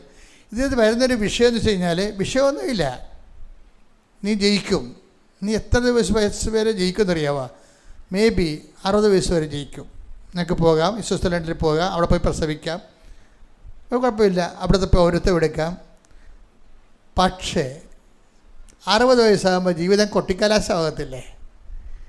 പിന്നെ നീ പെറ്റ മക്കൾ നിനക്കെതിരെ കൈ ഉയർത്തണ കാണാം. അത് കാണാൻ ആരും ഉണ്ടാകത്തില്ല മകളെ. അതൊരു ഒന്നൊന്നര സംഭവമാണ്. അതായത് പല മക്കളും അമ്മമാർക്കെതിരെ കൈ ഉയർത്തുമ്പോൾ ഓർക്കണം, അങ്ങനെ ഉയർത്തത്തില്ല. നിങ്ങളുടെ മനസ്സിൽ നേരത്തെ ദൈവത്തിന് നിരക്കാത്ത പല ചിന്താഗതികളും കൊണ്ടാണ് ഈ സംഭവത്തിൽ നീ ജനിപ്പിച്ചിരിക്കുന്നത്. നിങ്ങൾ പശ്ചാത്തലപ്പിക്കുമ്പോൾ നിങ്ങൾ എവിടെ നിന്നാണ് വീണ് പോയെന്ന് നോക്കണം. ഇന്ന് നിങ്ങളുടെ മക്കൾ നിങ്ങളുടെ കൈ ഉയർത്തുകയോ നിങ്ങൾക്ക് സമാധാനം കിട്ടാത്ത രീതിയിൽ അവരെ പെരുമാറുക ചെയ്യുമ്പോൾ ഓർക്കണം, നീ കല്യാണം കഴിക്കണമെമ്പോൾ തന്നെ ദൈവത്തിന് നിരക്കാത്ത തീരുമാനം എടുത്തിട്ടുണ്ട്. എന്താണ്? ഞാൻ വിടുമ്പം നോക്കത്തില്ല, എന്നെ ഇങ്ങനെ ആൾക്കാരെ ആശുപത്രി കൊണ്ടുപോകാനൊന്നും കിട്ടത്തില്ല, ഞാൻ എൻ്റെ വഴി നോക്കും, അതുകൊണ്ട് തന്നെ ഞാൻ പഠിക്കണതിൻ്റെ ഉദ്ദേശം. നീ പഠിക്കുന്നതിൻ്റെ ഉദ്ദേശം നല്ലതാണ്, പക്ഷേ പഠിക്കണത് നല്ലതാണ്, ഉദ്ദേശം എന്താണെന്നുള്ളത് നീ നോക്കണം. ഉദ്ദേശം അതിനകത്ത് ദൈവത്തിന് വല്ല സ്ഥാനമുണ്ട്. നിൻ്റെ ഉദ്ദേശങ്ങളിൽ നിനക്ക് മാത്രമേ സ്ഥാനം ഉള്ളെങ്കിൽ, കർത്താവ് പണ്ടൊരു കാര്യം പറഞ്ഞായിരുന്നു, എന്നോട് കൂടെ ശേഖരിക്കാത്തവൻ. ടേക്ക് ദ ബെഡ് അപ്പ്, ശ്രുതിക്കട്ടെ. ഹല്ലേലൂയ ഹല്ലേലൂയ ഹല്ലേലൂയ ഹല്ലേലൂയ ഹല്ലേലൂയ. യേശുവേ നന്ദി. ഹല്ലേലൂയ ഹല്ലേലൂയ. യേശുവേ ആരാധന ആരാധന ആരാധന. യേശുവേ നന്ദി. മഹത്വം മഹത്വം മഹത്വം. ഹല്ലേലൂയ. ലൂക്കാ 11:23. ലൂക്കാ 11:23. എന്നോട് കൂടെ ശേഖരിക്കാത്തവൻ ചിതറിച്ചു കളയുന്നു. അപ്പം എന്താ പ്രശ്നം? എന്നോട് കൂടെ എന്ന് പറയുമ്പോൾ നമ്മളൊരു തീരുമാനം എടുക്കുമ്പോൾ അതിനകത്ത് കർത്താവ് കക്ഷിയായിരിക്കണം. നിങ്ങളുടെ തീരുമാനം എടുക്കുമ്പോൾ അതിനകത്ത് കർത്താവ് കക്ഷിയായിരിക്കണം. എന്നുവെച്ചാൽ എന്ത് തീരുമാനം എടുത്താലും കർത്താവിൻ്റെ കൂടെ ആയിരിക്കണം തീരുമാനം എടുക്കണത്. നിങ്ങൾ എന്ത് തീരുമാനം എടുത്താലും എപ്പോഴും നിർഭാഗ്യവശാൽ തീരുമാനങ്ങളിലൊന്നും കർത്താവില്ല. കർത്താവിനെ കൂടാതെ ഒരു തീരുമാനം എടുത്തിരിക്കുകയാണ്. ഇപ്പം നീ പ്രണയിക്കുന്നതാണ് ശരി, അവിടെ കർത്താവ് കക്ഷിയല്ല. നിൻ്റെ കണ്ണിഷ്ടപ്പെട്ട ആൾക്കാരെ നീ കല്യാണം കഴിച്ചു എന്നേ ഉള്ളൂ, അവൻ്റെ പേരിൽ കുറേ കുഞ്ഞുങ്ങളും ഉണ്ടായിട്ടുണ്ട്, ഇതിലൊന്നും കർത്താവ് കക്ഷിയേ അല്ല. വിശ്വാസം കക്ഷിയല്ല. വിശ്വാസം ഉണ്ടായാൽ എന്ത്, ഇല്ലെങ്കിൽ എന്ത്. അതൊന്നും നിനക്ക് നീ ഒരു തീരുമാനം എടുത്തപ്പോൾ കർത്താവ് അതിൽ കക്ഷിയല്ല. നീ എടുത്ത തീരുമാനങ്ങളൊന്നും കർത്താവ് കക്ഷിയല്ല. ഞാൻ ചില പെൺപിള്ളേർ ചോദിക്കും, നിൻ്റെ പിള്ളേരെ നീ വിശ്വാസം വളർത്താൻ പറ്റുമോ? അവർക്ക് മിണ്ടാൻ പറ്റത്തില്ല, അറിയത്തില്ല. കാര്യം വിശ്വാസമില്ലാത്ത കുടുംബത്തിൽ നിന്ന് കല്യാണം കഴിച്ചാൽ നിൻ്റെ കുഞ്ഞുങ്ങളെ നീ എങ്ങനെ വിശ്വാസം വളർത്തും? അറിയത്തില്ല. കാര്യം എന്താണ്? ആ കുഞ്ഞുങ്ങളെ ജനിപ്പിക്കുന്ന വിഷയത്തിലോ വളർത്തുന്ന കാര്യത്തിലോ കർത്താവ് കക്ഷിയല്ല. പിന്നെ എന്താ സംഭവിക്കാൻ പോണത്? എന്നോട് കൂടെ ശേഖരിക്കാത്തവൻ, എന്നോട് കൂടെ തീരുമാനമെടുക്കാത്തവർ ചിതറിച്ച് കളയുന്നു എന്ന് വെച്ച് കഴിഞ്ഞാൽ അത് ചിതറിപ്പോയി, നമുക്ക് ഉപയോഗിക്കാൻ പറ്റത്തില്ല. നിൻ്റെ മക്കളും നിൻ്റെ ജീവിതവും അവസാനം നിനക്ക് പോലും ഉപയോഗിക്കാൻ പറ്റാത്ത അവസ്ഥയിലേക്ക് വരും. ഞാനൊന്നും പറയണ്ട, നിങ്ങൾ ഇരുന്ന് നിലവിളിക്കും. എന്താ കാര്യം വെച്ചാൽ നിങ്ങളുടെ കയ്യിൽ നിന്ന് അബദ്ധങ്ങൾ പറ്റിപ്പോയിട്ടുണ്ട്. നിങ്ങളിന്ന് മക്കളെ കൊണ്ട് വേദന അനുഭവിക്കുന്നവർ ശ്രദ്ധിക്കണം. നിങ്ങൾ കർത്താവിൻ്റെ കൂടെ എടുത്ത തീരുമാനമായിരുന്നു അതെന്ന്. അതാണ് ബൈബിൾ പറയണത്. നിങ്ങൾ എവിടെ നിന്നാണ് അധപ്പതിച്ചതെന്ന് ചിന്തിക്കുവിൻ. അല്ല, മക്കളെ കൊണ്ട് ധ്യാനം കുടിക്കണ കൊണ്ട് പരിപാടി നടക്കത്തില്ല. മക്കളെ കൊണ്ടൊന്ന് ജോസഫച്ചൻ്റെ അടുത്ത് തിരക്ക് പിടിപ്പിച്ച പരിപാടി നടക്കത്തില്ല. നിങ്ങൾ എവിടെ നിന്നാണ് അധപ്പതിച്ചതെന്ന് ചിന്തിക്കുവിൻ. അവിടെ സംഭവം വിട്ടത്തില്ല മോളെ. It sound of heaven. കൂടെ ഇങ്ങനെ നടക്കുകയാണ്. അപ്പോൾ ഒരൊറ്റ വിഷയം മാത്രമേ ഉള്ളൂ. ചിലർക്ക് നമ്മൾ എങ്ങനെ സംസാരിച്ചാലും ഒരു പശ്ചാത്താപം ഉണ്ടാകത്തില്ല. അതിൻ്റെ കാരണം ഞെരുക്കങ്ങളെ അടിസ്ഥാനപ്പെടുത്തിക്കൊണ്ട് പശ്ചാത്താപം ഉണ്ടാക്കാൻ പാടാണ്. ദാരിദ്ര്യം, രോഗം, കടങ്ങൾ, കുടുംബത്തിലുണ്ടാകുന്ന വിഷമതകൾ, കുടുംബത്തിലുണ്ടാകുന്ന മാനസിക ഞെരുക്കങ്ങൾ, അത് ശിക്ഷയെക്കുറിച്ച് പറഞ്ഞുകൊണ്ട് ഒരിക്കലും ആർക്കും പശ്ചാത്താപം ഉണ്ടാക്കാൻ പറ്റത്തില്ല. നിങ്ങൾക്കും പശ്ചാത്താപം ഉണ്ടാകത്തില്ല. ഞാൻ ഈ ഗതി കെട്ടിരിക്കണത് എൻ്റെ കയ്യിരിപ്പ് കൊണ്ടാണെന്നാണ് നിങ്ങൾ ധരിക്കണത്. അങ്ങനെയും ചിന്തിച്ചൊരു കാര്യമില്ല. കുറച്ച് കാര്യമായിരിക്കുമെങ്കിലും അത് ദൈവത്തിൻ്റെ സ്നേഹം അതിനേക്കാൾ വലുതാണല്ലോ. എൻ്റെ മക്കൾ പശ്ചാത്താപം ഉണ്ടാകണമെങ്കിൽ ചെയ്യേണ്ട കാര്യം എന്താണെന്ന് അറിയാം? സിമ്പിളാണ്. എന്താണ്? സ്നേഹത്തിൽ നിന്നാണ് പശ്ചാത്താപം ഉണ്ടാകണത്. നമുക്ക് ഏതെങ്കിലും ഒരു സമയത്ത് ദൈവത്തിൻ്റെ സ്നേഹം നമ്മളെ തൊടണം. ഇല്ലാതെ പശ്ചാത്താപം ഉണ്ടായിക്കഴിഞ്ഞാൽ ടെമ്പററി അഡ്ജസ്റ്റ്മെൻറ്റ് മാത്രമാകും. ഇല്ലാതെ പശ്ചാത്താപം ഉണ്ടാവും. നമുക്ക് ഇപ്പോൾ ഒരു ഒരുത്തൻ മരത്തിൽ കയറി, ആ മരത്തിൽ നിന്ന് വീണ് അവൻ്റെ നടുവുളുക്കിയെന്ന് വിചാരിച്ചു. അവന് ആശുപത്രി കിടക്കാൻ പറഞ്ഞു. അമ്മ പറഞ്ഞതാണ്, അമ്മ പറഞ്ഞതാണ്, കയറല്ലേ എന്ന്. ഞാൻ കയറിയതാണ്, അമ്മ പറഞ്ഞത് ഞാൻ കേട്ടില്ല. അത് അങ്ങനെ ഒരു പശ്ചാത്താപം ഉണ്ടാകാം. പക്ഷേ സുവിശേഷത്തിലെ പശ്ചാത്താപം അങ്ങനെയുള്ള പശ്ചാത്താപം അല്ല. പശ്ചാത്താപം എന്ന് പറയുന്നത് ദൈവസ്നേഹം അനുഭവിക്കുന്നതിലൂടെ ഒരു വ്യക്തിക്കുണ്ടാകുന്ന മനപരിവർത്തനമാണ്. ആ ഒരു തെറ്റ് ശരിയാണ്, ആ ഒരു ഇൻസിഡൻറ്റ് ബേസ്ഡിലല്ല. നിങ്ങളിപ്പോഴും തെറ്റ് ചെയ്തു, അല്ലെങ്കിൽ നിങ്ങൾക്ക് പട്ടിണി ഉണ്ടായി, നിങ്ങൾക്ക് രോഗം കിട്ടിയണില്ല, അല്ലെങ്കിൽ നിങ്ങൾക്കതൊരു കുഴപ്പത്തെ ഉണ്ടായി, അങ്ങനെ ആ ഒരു വിഷയം അടിസ്ഥാനപ്പെടുത്തിയല്ല സുവിശേഷത്തിലെ പശ്ചാത്താപം ഇരിക്കണത്. സുവിശേഷ പശ്ചാത്താപം ഇരിക്കുന്നത് ദൈവസ്നേഹത്തെ അടിസ്ഥാനപ്പെടുത്തിയാണ്. എൻ്റെ മക്കൾക്ക് ഒരു ടെമ്പററി അല്ലാത്ത ഒരു നീണ്ട നിലവാരത്തിലുള്ളൊരു പശ്ചാത്താപം ഉണ്ടാകണമെങ്കിൽ എൻ്റെ മക്കൾ ചെയ്യേണ്ടത് ദൈവസ്നേഹത്തെ അടിസ്ഥാനപ്പെടുത്തിക്കൊണ്ട് പശ്ചാത്താപത്തിന് വേണ്ടി പ്രാർത്ഥിക്കണം. മനസ്സിലായ? അല്ലാതെ നിങ്ങൾക്കുണ്ടായിരിക്കുന്ന ജോലി കിട്ടാത്തതും കല്യാണം താമസിക്കുന്നതും എൻ്റെ കയ്യിരിപ്പ് കൊണ്ടാണ്. അത് അമ്മമാർ പറയും. വെറുതെ അല്ല നീ മൂത്ത് നിരച്ചുകൂടെ നിൽക്കണമെന്ന് പറയും. അവർ പറയണമെന്ന് കേട്ടില്ലെങ്കിലേ, അവർ പറഞ്ഞ കാര്യം കേട്ടില്ലെങ്കിൽ അമ്മ ഉടനെ എടുത്ത് അമ്മ പോലും വാളെടുക്കണത് എന്താണ്? വെറുതെ അല്ല നീ മൂത്ത് നിരച്ച് വിട്ട് നിൽക്കണത് എന്ന് പറയും. അപ്പോൾ ഞങ്ങളവർക്ക് ദൈവമേ, അപ്പോൾ ഞാൻ ഇങ്ങനെ ഇതുപോലെ കേൾക്കാത്ത കൊണ്ടായിരിക്കും എനിക്ക് പെണ്ണ് കിട്ടാത്തത്, അല്ല ചെറുക്കെ കല്യാണം കഴിക്കാത്തതിനോ. സുവിശേഷ പശ്ചാത്താപം ഈ അമ്മ അടുക്കളയിൽ പറയണ ഭീഷണിയൊന്നുമല്ല. സുവിശേഷത്തിൻ്റെ പശ്ചാത്താപം എന്ന് പറയണത് ദൈവസ്നേഹത്തെ ഒരു വ്യക്തി അനുഭവിക്കാൻ കഴിയാത്തത് കൊണ്ടാണ് ഉണ്ടാകുന്നതാണ്. അതാണ് നീണ്ടു നിൽക്കത്തുള്ളൂ. അമ്മ പറയണത് കുറച്ച് കഴിയുമ്പോൾ തീരും. ടെമ്പററി ആയിട്ടുള്ള പശ്ചാത്താപം ഉണ്ടാകത്തുള്ളൂ. നമുക്ക് ഗ്രേസ് ഗീവിങ് ആയിട്ടുള്ള, ചാർജിങ് ആയിട്ടുള്ള, പരിശുദ്ധാത്മ കിട്ടുന്ന പശ്ചാത്താപം എന്ന് പറയണത് ദൈവസ്നേഹത്തെ അടിസ്ഥാനപ്പെടുത്തിയാണ്. അപ്പോൾ നിങ്ങൾ ഉടമ്പടി എടുക്കുമ്പോൾ എൻ്റെ മക്കൾ ചെയ്യേണ്ട കാര്യം എന്ന് വെച്ച് കഴിഞ്ഞാൽ, എന്തിനാണ് ഉടമ്പടി എടുത്തെന്ന് ചോദിച്ചാൽ എന്ത് പറയണം? ദൈവസ്നേഹത്തിൽ നിറയാനും നിലനിൽക്കാനും. എന്തിനാണ് ഉടമ്പടി എടുത്തത്? ദൈവസ്നേഹത്തിൽ നിറയാനും നിലനിൽക്കുവാനാണ് ഉടമ്പടി എടുത്തത്. എങ്ങനെയാണ് ദൈവസ്നേഹത്തിൽ നിറയണത്?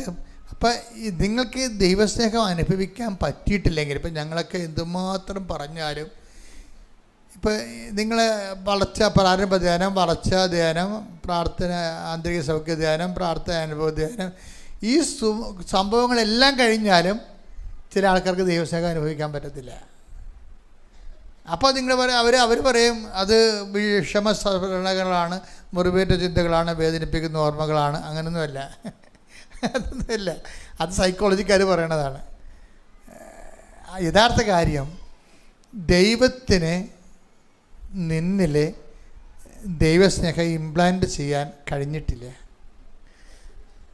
അതാണ് ഒരുക്കമുള്ള ഹൃദയം എന്ന് പറയുന്നത്. ഒരുക്കമുള്ള ഹൃദയം. Take the word of God. ശ്രുതികട ഹല്ലേലൂയ. ഹല്ലേലൂയ ഹല്ലേലൂയ ഹല്ലേലൂയ. യേശുവേ നന്ദി. ഹല്ലേലൂയ ഹല്ലേലൂയ ഹല്ലേലൂയ. യേശുവേ ആരാധന ആരാധന ആരാധന. ഹല്ലേലൂയ ഹല്ലേലൂയ. എന്നെ കൈ പിടിച്ചു നടത്തുന്ന സ്നേഹം, എന്നെ കൈകളിൽ താങ്ങിടുന്ന സ്നേഹം, എന്നെ തോളിലേറ്റി താരാട്ടുപാടും എന്നെ ജഗമാറ്റുന്ന സ്നേഹം, ആ സ്നേഹം, ആ സ്നേഹം, സ്നേഹമാണോ ദൈവം, ആ സ്നേഹം, ആ സ്നേഹം, സ്നേഹമാണോ ദൈവം. 119 സങ്കീർത്തനം 32 തിരുവചനം. സങ്കീർത്തനം 119:32. ഒരുക്കമുള്ള ഹൃദയം, ഒരുക്കമുള്ള ഹൃദയം അങ്ങ് എനിക്ക് തരുമ്പോൾ ഞാൻ അങ്ങയുടെ പ്രമാണങ്ങളുടെ പാതയിൽ ഉത്സാഹത്തോടെ ചരിക്കും. ഇതാണ് എൻ്റെ മർമ്മം. നമുക്കൊന്ന് 119 സങ്കീർത്തനം 32 വായിച്ച്. ഒരുക്കമുള്ള ഹൃദയം അങ്ങ് എനിക്ക് തരുമ്പോൾ ഞാൻ അങ്ങയുടെ പ്രമാണങ്ങളുടെ പാതയിൽ ഉത്സാഹത്തോടെ ചരിക്കും. അപ്പൊ ഒരുക്കമുള്ള ദൈവത്തെ സ്നേഹിക്കാൻ ഒരുക്കമുള്ള ഹൃദയം ആര് തരണം? ദൈവം തരണം. ഇത് തന്നെ ഒരു പ്രശ്നമാണ് പശ്ചാത്താപത്തിനും ഉള്ളത്. അതും തരേണ്ടത് ആരാണ്? ദൈവമാണ് തരേണ്ടത്. അതാണ് ആ വചനം എടുത്തമനെ, ദൈവം പശ്ചാത്താപം തരണം. അപ്പോസ്തല പ്രവർത്തനങ്ങൾ 11:18. ആക്സ് 11:18. ജീവനിലേക്ക് നയിക്കുന്ന അനുതാപം വിജാതിയർക്കും ദൈവം പ്രദാനം ചെയ്തിരിക്കുന്നു എന്ന് പറഞ്ഞുകൊണ്ട് ദൈവം പ്രദാനം ചെയ്തിരിക്കുന്നുവെന്ന് പറഞ്ഞ് അവർ ദൈവത്തെ മഹത്വപ്പെടുത്തി. 2 പോയിന്റ് പരിശുദ്ധാത്മാവ് വെളിവാക്കിയിട്ടുണ്ട്. എന്താ സംബന്ധിച്ച്? ഒന്ന്, പശ്ചാത്താപം നൽകേണ്ടത് ആരാണ്? ദൈവം. നമ്മൾ ആദ്യം പറഞ്ഞ ഒരുക്കമുള്ള ഹൃദയം എന്തിനുള്ളൊരുക്കാണ്? ദൈവത്തെ സ്നേഹിക്കാൻ ഒരുക്കമുള്ള ഹൃദയമാണ് കേട്ടോ. ഓർക്കണം, മറന്നു പോരുത്. ദൈവത്തെ സ്നേഹിക്കാൻ ഒരുക്കമുള്ള ഹൃദയം ആരാണ് തരേണ്ടത്? ദൈവം. പശ്ചാത്താപം ആരാണ് തരേണ്ടത്? ദൈവം. ഇതാ വിഷയം. ഇതാണ് ഈ 2 സംഭവമാണ്. അതായത് ഈ കോളേജിലെ പരിപാടി പോലെയാണ് ഈ സംഭവം. ഇപ്പം നമ്മുടെ കോളേജിൽ അഡ്മിഷൻ വേണം. നമുക്കൊരു വെള്ള പേപ്പർ എഴുതി കൊടുക്കാൻ പറ്റത്തില്ല. അവിടെ ചെന്നിട്ട് നമ്മൾ ആപ്ലിക്കേഷൻ മേടിക്കണം. അവരുടെ ആപ്ലിക്കേഷനിൽ കൊടുക്കാൻ പറ്റത്തുള്ളൂ. പറഞ്ഞാൽ മനസ്സിലാകുന്നുണ്ടോ? പരിശുദ്ധാത്മാവിന് വേണ്ടിയുള്ള അപേക്ഷകളുടെ ആപ്ലിക്കേഷൻ അവിടെ നിന്ന് ഇഷ്യൂ ചെയ്യുമെന്ന്. നമുക്ക് വെള്ള പേപ്പർ എഴുതി കൊടുക്കാൻ പറ്റത്തില്ലെന്ന്. നിങ്ങൾ ആപ്ലിക്കേഷൻ ചെല്ലുമ്പോൾ പറയും, നിങ്ങളുടെ മാർക്ക് ലിസ്റ്റ് വെക്കാൻ പറയും. പണി പാലും വെള്ളത്തിലായി. നിങ്ങൾ ആ കോളേജിൽ ആപ്ലിക്കേഷൻ ചെല്ലുമ്പോൾ പറയും ഏത് സബ്ജക്റ്റാണ്, ഏത് ഗ്രൂപ്പാണെന്ന് ചോദിക്കും. എവിടെ നിന്നാണെന്നൊക്കെ ചോദിച്ചിട്ട് പറയും നിങ്ങളുടെ മാർക്ക് ലിസ്റ്റ് വെക്കാൻ പറയും. മാർക്ക് ലിസ്റ്റ് വെക്കാൻ പറയുമ്പോൾ നിങ്ങൾ ചോദിച്ച വിഷയത്തിന് ആവശ്യമായ മാർക്ക് ഉണ്ടാകത്തില്ല. അപ്പോൾ എന്ത് ചെയ്യും? ആപ്ലിക്കേഷൻ തരത്തില്ല. പ്രശ്നം തീർന്നു. അപ്പോൾ ഉള്ള പ്രശ്നം, ഒരുക്കമുള്ള ഹൃദയത്തിൻ്റെ ആപ്ലിക്കേഷൻ ദൈവം തരേണ്ടതാണ്. പിന്നെ എന്താണ്? പശ്ചാത്താപത്തിൻ്റെ ആപ്ലിക്കേഷനും ദൈവം തരേണ്ടതാണ്. ഇതൊരു സീരിയസ് വിഷയമാണ്. പക്ഷെ നമുക്കതിനെ അതിജീവിക്കാൻ പറ്റും. മക്കൾ എന്ത് ചെയ്യണമെന്നറിയാമോ? ഇത് വെളിപാടിൻ്റെ ആ ഫോർമുല എടുത്ത് ഉപയോഗിച്ചാൽ നമുക്ക് ആപ്ലിക്കേഷൻ കിട്ടും. വെളിപാടിന് എന്താണ്? നീ ഏത് അവസ്ഥയിൽ നിന്നാണ് അധപ്പതിച്ചതെന്ന് ചിന്തിക്കുവിൻ, അതേ പ്രവർത്തികൾ തന്നെ ചെയ്യാൻ. മനസ്സിലായില്ലേ? ഇപ്പം എന്താണ് നീ ഭർത്താവിൽ നിന്ന് അല്ലെ ഭാര്യയിൽ നിന്ന് ഭാര്യനെ ഓടിച്ചിട്ടിരിക്കുകയാണ് വീട്ടിലോട്ട്. നീ എന്ത് ചെയ്യണം? അതേ പ്രവൃത്തി ചെയ്യണം. പോയി വിളിച്ചോണ്ട് വരണം. അതാണ് വിഷയം. അല്ല ഇവിടെ ഒന്നും നോക്കിയിട്ട് കാര്യമില്ല, അല്ല പോയി കുമ്പസാരത്തിനും കാര്യമില്ല. You should do the same thing. അതുകൊണ്ടാണ് നീ എൻ്റെ മുമ്പിൽ നിന്ന് ഓടി ഒളിക്കാൻ പറ്റത്തില്ലെന്ന് പറയണത്. സുശ്രാതെടുത്തേ 39 സങ്കീർത്തനം 7-ാം തിരുവചനം, 7-ാം വാക്യം. അങ്ങയിൽ നിന്ന് ഞാൻ എവിടെ പോകും? അങ്ങയുടെ സന്നിധി വിട്ട് ഞാൻ എവിടെ ഓടി ഒളിക്കും? ആകാശത്തിൽ കയറിയാൽ അങ്ങ് അവിടെയുണ്ട്. ഞാൻ പാതാളത്തിൽ കിടക്ക വിരിച്ചാൽ അങ്ങ് അവിടെയുണ്ട്. ഞാൻ പ്രഭാതത്തിന്റെ ചിറകു ധരിച്ച് സമുദ്രത്തിന്റെ അതിർത്തിയിൽ ചെന്ന് വസിച്ചാൽ അവിടെയും അങ്ങയുടെ കരം എന്നെ നയിക്കും. ഇതിന്റെ പ്രശ്നം മനസ്സിലായില്ലേ? അതായത് നമ്മൾക്ക് നമ്മുടേതായിട്ട് കുറച്ച് കാര്യങ്ങൾ ചെയ്ത മോങ്ങിയ അല്ലെങ്കിൽ മനസ്താപൂർണം ചെല്ലിയ ഈ സംഭവം ക്രാക്ക് ചെയ്യാൻ പറ്റത്തില്ല. നീ എവിടെ നിന്നാണ് വീണത്, അധപ്പതിച്ചത്, അതേ പ്രവൃത്തി തന്നെ ചെയ്യണം. എവിടെ നിന്ന് ആരുമായിട്ടാണ് നീ തെറ്റ് ചെയ്തത്, ആ വിഷയത്തിൽ ആ വ്യക്തിയോട് തന്നെ പോയിട്ട് ക്ഷമ ചോദിക്കുകയോ ആ വ്യക്തിയോട് തന്നെ പോയിട്ട്, അപ്പം നിങ്ങൾക്ക് എപ്പോഴും അതേ പ്രവർത്തനം ചെയ്യാൻ പറ്റില്ല. നിങ്ങൾക്ക് എപ്പോഴും ഒരു വിഷയം ഇല്ല. നിങ്ങൾ കുമ്പസാരിക്കും, ഞാൻ ഇങ്ങനെ വ്യക്തിയോട് വഴക്കാണ്, ഞാൻ അവരോട് സംസാരിച്ച് കഴിയുമ്പോൾ ഈ അച്ഛൻ പറയണത് എന്താണ്, നിങ്ങൾ കുറച്ച് പ്രാർത്ഥിക്കുക എന്ന് പറയും. പക്ഷേ അതല്ലല്ലോ, അതേ പ്രവൃത്തി തന്നെ ചെയ്യണം. ആ വ്യക്തി ഏത് വ്യക്തിയോടാണ്, അല്ല ഏതെങ്കിലും വ്യക്തിയോടല്ല. വലതുകാലം മുറിഞ്ഞതിന് നിങ്ങൾ ഇടതുകാലം കൊണ്ട് ഡോക്ടറെ കാണിക്കരുത്. അതും വേണമെങ്കിൽ പുള്ളിക്കാരൻ ഓപ്പറേറ്റ് ചെയ്ത് അവിടെ കെട്ടിത്തരും. വലതുകാലം മുറിഞ്ഞാൽ വലതുകാലം തന്നെയാണ് ഡോക്ടറെ കാണിക്കേണ്ടത്. നിങ്ങൾ അതേ പ്രവൃത്തികൾ തന്നെ ചെയ്യുവേൻ. അവിടെ സത്യസന്ധത വരണത്. അപ്പം നിങ്ങൾ വൈഫിനെ കൊണ്ട് വീട്ടിലാക്കിയിട്ടുണ്ടെങ്കിൽ നിങ്ങൾ വൈഫിനെ വിളിച്ചുകൊണ്ട് വരണം. ഒരു മാർഗ്ഗവും ഇല്ല എൻ്റെ അകത്ത്. വിളിച്ചാൽ വന്നില്ലെങ്കിലോ അത് നിങ്ങളുടെ പ്രശ്നം തീർന്നല്ല. അതിനാലേ അത് അവളുടെ കാര്യമായില്ലേ, അത് കർത്താവ് തന്നെ പറഞ്ഞിട്ടുണ്ട്. സഭയോട് പറഞ്ഞാൽ മതി. സഭയെപ്പോലും നീ അവിടെ മാനിക്കുന്നില്ലെങ്കിൽ അവർ നിങ്ങൾക്ക് കർത്താവിനെ അറിയാത്ത ആളെപ്പോലെ ആകട്ടെ എന്ന് എഴുതിയെടുക്കണം പറയും. എല്ലാത്തിനും കറക്റ്റ് മറുപടിയല്ലേ ഈശോൻ്റെ അടുത്തുള്ളത്. എല്ലാത്തിനും മറുപടിയുണ്ട്. അപ്പം നിങ്ങൾ വിളിച്ചെന്ന് വരുത്തി തീർത്ത് അങ്ങനെയൊന്നും ചെയ്യരുത്. അപ്പം ഇതിൻ്റെ വിഷയം എന്ന് പറയുന്നത് ആപ്ലിക്കേഷൻ തരേണ്ടത് ദൈവമാണ്. നുറുങ്ങിയ ഹൃദയത്തിനുള്ള ആപ്ലിക്കേഷൻ അവിടെ നിന്ന് തരണം, കർത്താവ് തരണം. പശ്ചാത്താപവും ആപ്ലിക്കേഷൻ അവിടെ നിന്ന് തരണം. എങ്ങനെ തരും? നിങ്ങളുടെ മാർക്ക് ലിസ്റ്റ് കാണിക്കണം. മാർക്ക് ലിസ്റ്റ് കാണിച്ചാൽ മാത്രമേ നിങ്ങൾ ആ കോഴ്സിന് എലിജിബിൾ ആണോ എന്ന് അറിയാൻ പറ്റത്തുള്ളൂ. അല്ല വഴിയെ പോകുന്നവർക്ക് ആപ്ലിക്കേഷൻ കൊടുക്കേണ്ട കാര്യമില്ലല്ലോ. നിങ്ങൾക്ക് പരിശുദ്ധാത്മാവിന് വേണോ, കർത്താവിന് കൃപ വേണോ, അത് സ്വീകരിക്കാനുള്ള എലിജിബിലിറ്റി നിങ്ങളുടെ കയ്യിലുണ്ടോ, യോഗ്യതയുണ്ടോ എന്ന് വെക്കണം. അപ്പോൾ നിങ്ങളുടെ മുമ്പിലുള്ള ഏറ്റവും എളുപ്പമുള്ള മാർഗ്ഗം എന്താണെന്നറിയാമോ?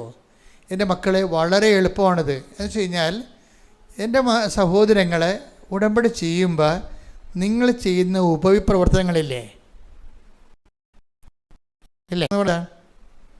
ഉപപ്രവർത്തനം വെച്ചാൽ ഈ ആതുര സേവനങ്ങളും പാവത്തങ്ങളെ സഹായിക്കുന്നതും ആയിട്ടുള്ള കുറേ കാര്യങ്ങളില്ലേ? അതുപോലെ സുവിശേഷ കൈമാറ്റമില്ലേ? ഇതെല്ലാം നിങ്ങൾ ഒരു നുറുങ്ങിയ ഹൃദയത്തിൻ്റെ യോഗ്യതയ്ക്ക് വേണ്ടിയാണ് കാഴ്ചവെക്കേണ്ടത്. കർത്താവ് എനിക്ക് ദൈവകൃപ പ്രവർത്തിക്കാൻ യോഗ്യമായ ഒരു ഹൃദയം തരുന്നതിന് വേണ്ടി ഞാൻ ഈ കർത്താവിൻ്റെ വചനപത്രങ്ങൾ ജനങ്ങൾക്ക് കൊടുക്കുന്നു. കർത്താവ് എനിക്ക് പശ്ചാത്താപം നൽകുന്നതിന് വേണ്ടി ഞാൻ ഈ വചനപത്രങ്ങൾ ദൈവത്തിന് ജനങ്ങൾക്ക് കൊടുക്കുന്നു. അപ്പം നിങ്ങൾ ചെയ്യുന്ന പ്രവർത്തികളെ ഈ രണ്ട് ഉദ്ദേശത്തോടും കൂടിയായിട്ട് നിങ്ങൾ ഇൻറ്റൻഷൻ ചെയ്താൽ അത് നിങ്ങൾക്ക് സത്യസന്ധമായിട്ട്, ആദ്യമേ എൻ്റെ മക്കൾ വിചാരിക്കണം, എനിക്ക് ദൈവത്തോട് കർത്താവേ, എനിക്ക് നിത്യമായി നിൻ്റെ സ്നേഹത്തിൽ വസിക്കാൻ എന്നെ സഹായിക്കണമെന്നാണ്. ഇപ്പം നിങ്ങൾ പറയണത് എന്താണ്? എനിക്ക് കാനഡയിൽ പോകാൻ കർത്താവ് അങ്ങോട്ട് കടത്താൻ വേണ്ടിയേ കർത്താവ് ഒരു ഊന്നുകാരനായിട്ടാണ് നോക്കണത്. കർത്താവ് ഒരു വള്ളക്കാരനായിട്ട് എന്നെ കപ്പൽ കയറ്റി അങ്ങോട്ട് വിടാനാണ് പറയണത്. ആ പരിപാടിയാണെങ്കിൽ നടക്കത്തില്ല സംഭവം. മറിച്ച് എന്നുവെച്ചാൽ എളുപ്പം നടക്കണമെങ്കിലുള്ള മാർഗം എന്ന് വെച്ച് കഴിഞ്ഞാൽ, കർത്താവ് നിൻ്റെ സ്നേഹത്തിൽ എനിക്ക് ജീവിതകാലം മുഴുവൻ നിലനിൽക്കാൻ എന്നെ സഹായിക്കണമേ. പ്രാർത്ഥിച്ച്, കർത്താവ് ദൈവമേ, അങ്ങയുടെ സ്നേഹത്തിലെ ജീവിതകാലം മുഴുവൻ ജീവിക്കുവാൻ എനിക്ക് പശ്ചാത്താപത്തിന് യോജിച്ച ഫലങ്ങള് പുറപ്പെടുവിക്കാൻ എന്നെ സഹായിക്കണം. അച്ഛൻ്റെ പ്രാർത്ഥനയിലൂടെ വന്നൊരു സാധനമാണത് അല്ലേ? എന്താണ്? അതാണ് വെടിപാടെന്ന് പറയണത്. കർത്താവ് വചനം നൽകുന്നത് നയിക്കണം ഇങ്ങനെയാണ്. മത്തായി 3:8 മാനസാന്തരത്തിന് യോജിച്ച ഫലം പുറപ്പെടുവിക്കുവിൻ. അതാ വിഷയം. ഫലം പുറപ്പെടുവിക്കണമെന്നല്ല പറഞ്ഞിരിക്കണത്. എന്താ പറഞ്ഞിരിക്കണത്? മാനസാന്തരത യോജിച്ച ഫലമാണ്. അതെന്താണ്? നിങ്ങൾ ഏത് സ്ഥലത്തു നിന്നാണ് നിങ്ങൾ അധപ്പതിച്ചത്, അതേ പ്രവൃത്തികൾ ചെയ്യുമ്പോഴാണ് മാനസാന്തരത്തിന് യോജിച്ച ഫലമാണ്. മാനസാന്തരത്തിന് പറ്റിയ ഫലമല്ല, അതിന് യോജിക്കുന്ന, അതുമായിട്ട് സിങ്കാകുന്ന ഫലങ്ങളാണ് ഉണ്ടാകേണ്ടത്. അപ്പം നിങ്ങൾക്ക് തോന്നിയ കാര്യങ്ങൾ ചെയ്താൽ മാനസാന്തരം ഉണ്ടാകത്തില്ലെന്ന് അർത്ഥം. നമുക്ക് തോന്നിയ പരിപാടി ചെയ്താലേ മാനസാന്തരം ഉണ്ടാകത്തില്ല. മാനസാന്തരം ഉണ്ടാകാൻ വേണ്ടി നമുക്ക് തോന്നിയ പരിഹാരം ചെയ്ത കാര്യമില്ല. അതിനോട് സിങ്കാകുന്ന രീതിയിൽ, ആ സിങ്കാകുന്നത് എന്താണ്? എവിടുന്ന് അധപ്പതിച്ചതെന്ന് അറിയണം. എന്നിട്ട് അതേ പ്രവർത്തനം ചെയ്യുമ്പോഴാണ് യോജിച്ച ഫലങ്ങൾ ഉണ്ടാകുന്നത്. കൈയടിച്ച് കർത്താവ് ഹല്ലേലൂയ ഹല്ലേലൂയ ഹല്ലേലൂയ ഹല്ലേലൂയ യേശുവേ നന്ദി ഹല്ലേലൂയ ഹല്ലേലൂയ ഹല്ലേലൂയ ഹല്ലേലൂയ യേശുവേ ആരാധന ആരാധന ദൈവമേ മഹത്വം ദൈവമേ ആരാധന. എല്ലാവരും എഴുന്നേൽക്കുക, സ്തുതിക്കട്ടെ. ഹല്ലേലൂയ ഹല്ലേലൂയ ഹല്ലേലൂയ ഹല്ലേലൂയ ഹല്ലേലൂയ ഹല്ലേലൂയ യേശുവേ നന്ദി ഹല്ലേലൂയ ഹല്ലേലൂയ യേശുവേ മഹത്വം മഹത്വം ഹല്ലേലൂയ ഹല്ലേലൂയ ഹല്ലേലൂയ ഹല്ലേലൂയ ഹല്ലേലൂയ ഹല്ലേലൂയ യേശുവേ ഹല്ലേലൂയ ഹല്ലേലൂയ ഹല്ലേലൂയ ഹല്ലേലൂയ ഹല്ലേലൂയ ഹല്ലേലൂയ യേശുവേ ഹല്ലേലൂയ ഹല്ലേലൂയ വചനം നൽകി നന്ദി പറയുന്നു. ഹല്ലേലൂയ ഹല്ലേലൂയ അനുതാപം യേശുവേ മഹത്വം മഹത്വം മഹത്വം മഹത്വം മഹത്വം ഒരുക്കമുള്ള ഹൃദയം നൽകണമേ. Hallelujah hallelujah. രോഗസൗഖ്യ പ്രാർത്ഥന സമയമാണ്. കർത്താവ് നിങ്ങളെ സുഖപ്പെടുന്ന സമയമാണ്. ലോകത്തിൽ ഏറ്റവും കൂടുതൽ വിടുതലും ദൈവാനുഗ്രഹം നേടുന്ന ഒരു സമയമാണിത്. നമ്മുടെ കൃപാസനത്തിൻ്റെ സാക്ഷികൾ കേട്ടാൽ നിങ്ങൾക്ക് മനസ്സിലാകും. നുറങ്ങിയ ഹൃദയത്തോടെ കർത്താവിനെ അറിയണം, അനുഗ്രഹം പ്രാപിക്കണം. ഇവിടെ വന്നാൽ കർത്താവ് നിങ്ങളെ സഹായിക്കും എന്ന് വിചാരിച്ച് കഷ്ടപ്പെട്ടും അതിനുവേണ്ടി കടം മേടിച്ചൊക്കെ വന്ന ആൾക്കാരുണ്ട്.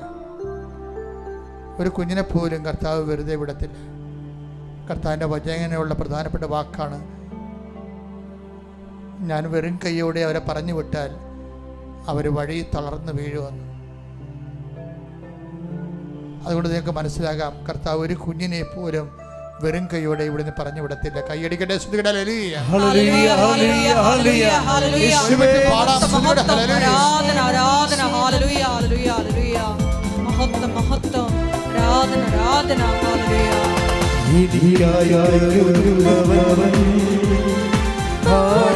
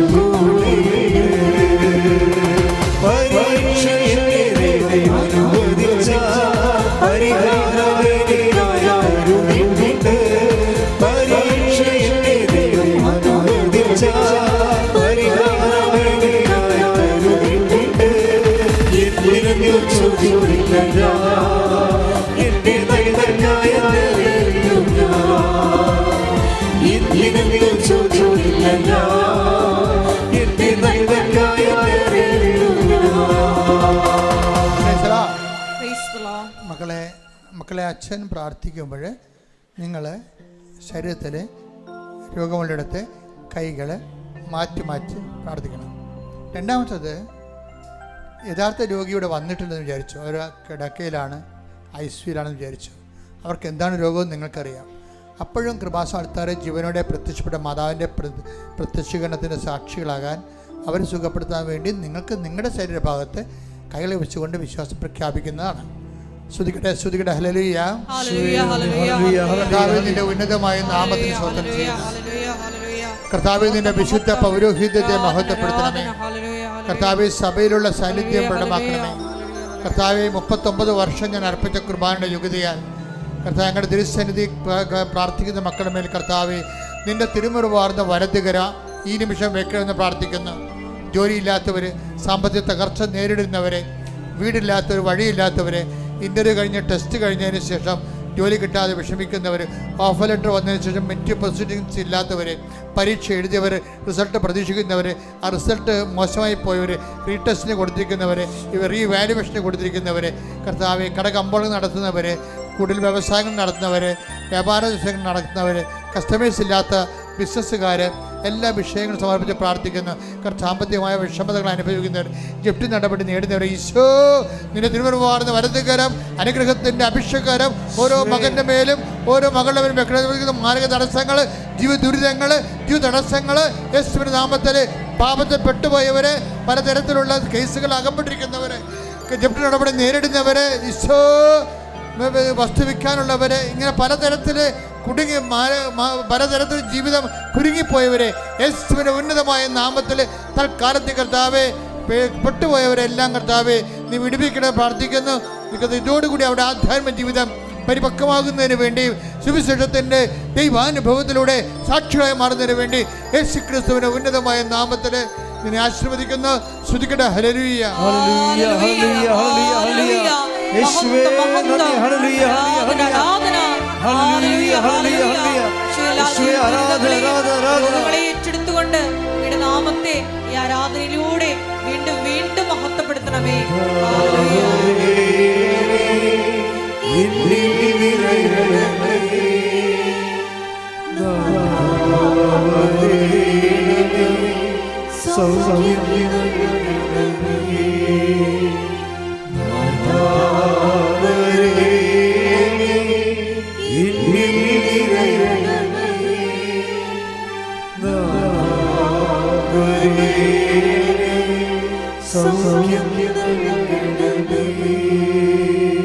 പരിശുദ്ധ പരമദിവ്യകാരുണ്യത്തിന് സ്തുതിയും പുകഴ്ചയും ഉണ്ടായിരിക്കട്ടെ. ഇവിടെ രോഗസൗഖ്യത്തിന് വേണ്ടി പ്രാർത്ഥിക്കുന്ന സമയമാണ്. നിങ്ങൾ മനസ്സിൽ അറിയാവുന്ന ഒരു വിശ്വാസ പ്രമാണം ചൊല്ലിക്കൊണ്ടിരിക്കണം. അല്ലാത്തവരെ യേശുവിനെ സ്തുതിച്ചുകൊണ്ടിരിക്കണം. കർത്താവിൻ്റെ തരിമുറിവാർന്ന വലതുകരത്താൽ നിങ്ങളെ സ്പർശിക്കുന്ന സമയമാണ്. കർത്താവിൻ്റെ ഉന്നതമായ നാമത്തിന് സ്തോത്രം ചെയ്യുന്നു. കർത്താവിൻ്റെ വിശുദ്ധ പൗരോഹിത്യത്തെ നീ മഹത്വപ്പെടുത്തണമേ. കർത്താവ് സഭയിലുള്ള സാന്നിധ്യം നീ പ്രകടമാക്കണമേ. നിന്റെ തിരുമുറിവാർന്ന വലതുകരം, ആണിപ്രദാർന്ന അത്ഭുതകരം രോഗമുള്ളിടത്തേക്ക് വെക്കണമെന്ന് പ്രാർത്ഥിക്കുന്നു. വലിയ ചൂടനുഭവിക്കുന്നവരും അതുപോലെ രോഗങ്ങൾ വിട്ടുമാറുന്നവരും കർത്താവിനെ സ്തുതിച്ചുകൊണ്ടിരിക്കട്ടെ. ദൈവത്തിൻ്റെ കരുണ നിന്നിലേക്ക് ആവശ്യിക്കുന്നു. അപസ്മാര രോഗികൾ, ഓട്ടിസം രോഗികൾ, എപ്പിലെപ്സി രോഗികൾ, കർത്താവെ അവരെ ഉച്ചമുതൽ ഉള്ളം കാല് വരെ അങ്ങയുടെ വിശുദ്ധമായ രക്തത്താൽ അവരെ കഴുകണമേ എന്ന് പ്രാർത്ഥിക്കുന്നു.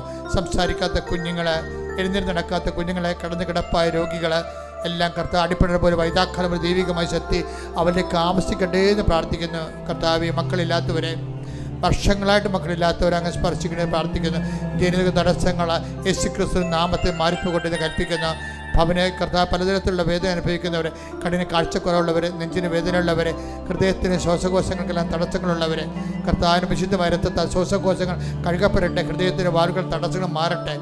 എപ്പിലെപ്സി രോഗികളെ കർത്താവെ, അതുപോലെ വലിവ് രോഗികൾ, അസ്മ രോഗികളെ കർത്താവെ, സിസ്റ്റ് രോഗികൾ, മുഴകളുള്ളവർ, പിസിയോടി രോഗികൾ, പിസ്തുല രോഗികൾ, അരിസ്റ്റസ് രോഗികൾ, അൾസർ രോഗികൾ, കർത്താവിൻ്റെ ബാധ രോഗികൾ, കർത്താവിൻ്റെ ഉന്നതമായ നാമത്തിൽ സഭയുടെ അധികാരത്തിൽ കൃപാസനം അൾത്താറെ ജീവനോടെ പ്രത്യക്ഷപ്പെട്ട പരിശുദ്ധ അമ്മയുടെ മധ്യസ്ഥത്തിൽ യേശുക്രിസ്തു നാമത്തിൽ മാരക രോഗങ്ങൾ, തീരവേദികൾ യേശുവിന്റെ നാമത്തിൽ മാറിപ്പോകട്ടെ. ഹല്ലേലൂയ ഹല്ലേലൂയ ഹല്ലേലൂയ ഹല്ലേലൂയ ഹല്ലേലൂയ യേശുവേ നന്ദി. ഹല്ലേലൂയ ഹല്ലേലൂയ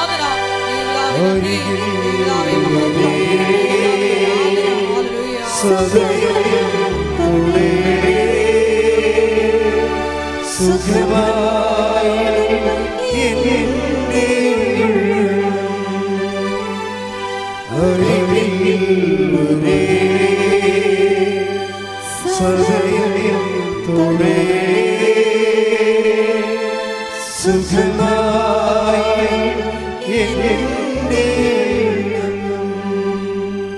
മക്കളെ മുട്ടിൽ നിൽക്കുക. മൗനമായി പ്രാർത്ഥിക്കേണ്ട സമയമാണ്. അനുഗ്രഹത്തിൻ്റെ ഏറ്റവും നല്ലൊരു സമയമാണ് ഈ മൗന പ്രാർത്ഥന സമയം. കാരണം നമ്മൾ വലിയൊരു ധ്യാനം കൂടിയിട്ടാണ് കർത്താവിൻ്റെ തിരുസന്നിധിയിൽ മുട്ടി നിൽക്കുന്നത്. കർത്താവ് പറഞ്ഞില്ലേ, അവർ 3 ദിവസമായി എൻ്റെ കൂടെ കൂടിയിട്ടെന്ന്.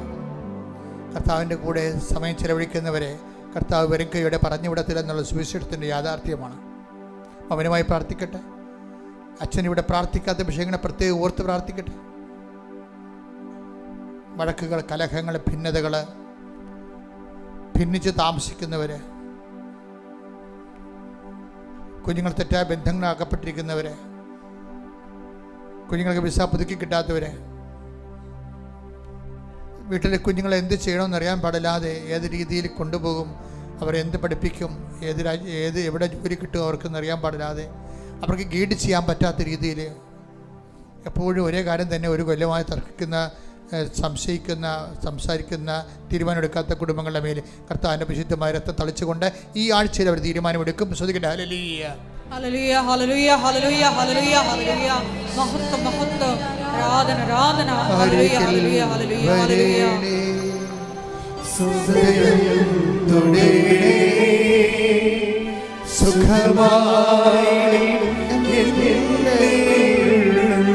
ആരെങ്കിലും വരണേ സ്വരത്തിൽ പാടുക.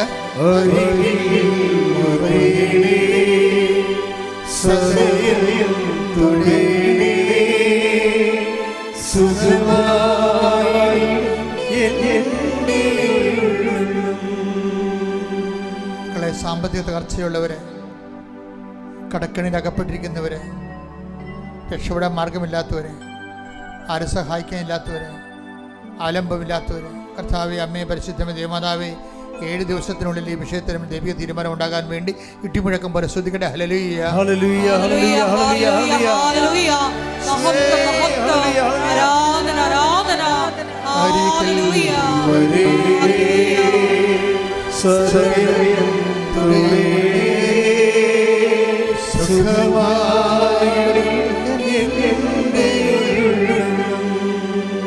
എൻ്റെ പ്രിയപ്പെട്ടവരെ, മക്കളില്ലാത്തവരെ, വർഷങ്ങളായിട്ട് മക്കളില്ലാത്തവരെ, വർഷങ്ങളായ മരുന്ന് കഴിക്കുന്നവരെ, വർഷങ്ങളായ ആശുപത്രിയും ഡോക്ടർമാരെ മാറി മാറി നടക്കുന്നവരെ, അവിടെ ജനിതക തടസ്സങ്ങൾ ഈശോ ഏറ്റെടുക്കുന്നതിന് വേണ്ടിയും വിട്ടുമാറുന്നതിന് വേണ്ടിയും ഇട്ടിമുഴക്കം പോലെ ശ്രദ്ധിക്കട്ടെ. ഹല്ലേലൂയ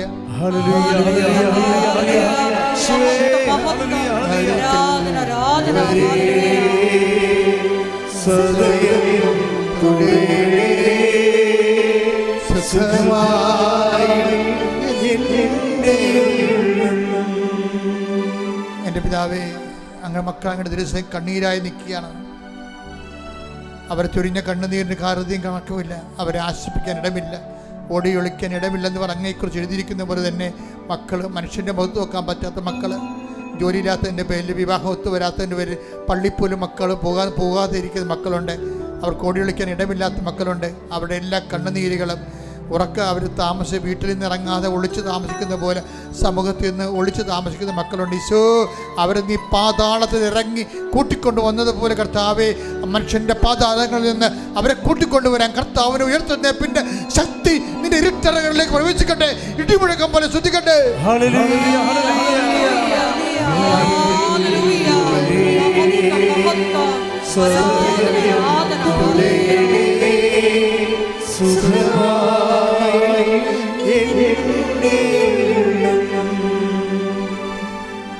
മൗനമായി പ്രാർത്ഥിക്കട്ടെ. ജീവിതാവശ്യങ്ങൾ മൗനമായി പ്രാർത്ഥിക്കട്ടെ.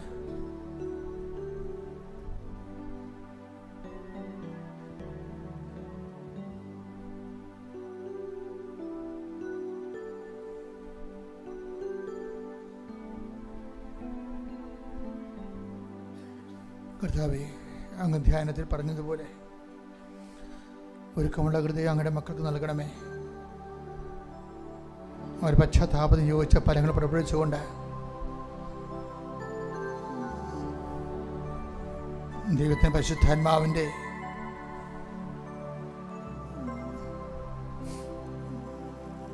മുപ്പതും 60 100 മേനി കായ്ക്കുന്ന കൃപയുടെ വിളനിലമായി ഞങ്ങളുടെ മക്കളെ മാറ്റണമെന്ന് പ്രാർത്ഥിക്കുന്നു.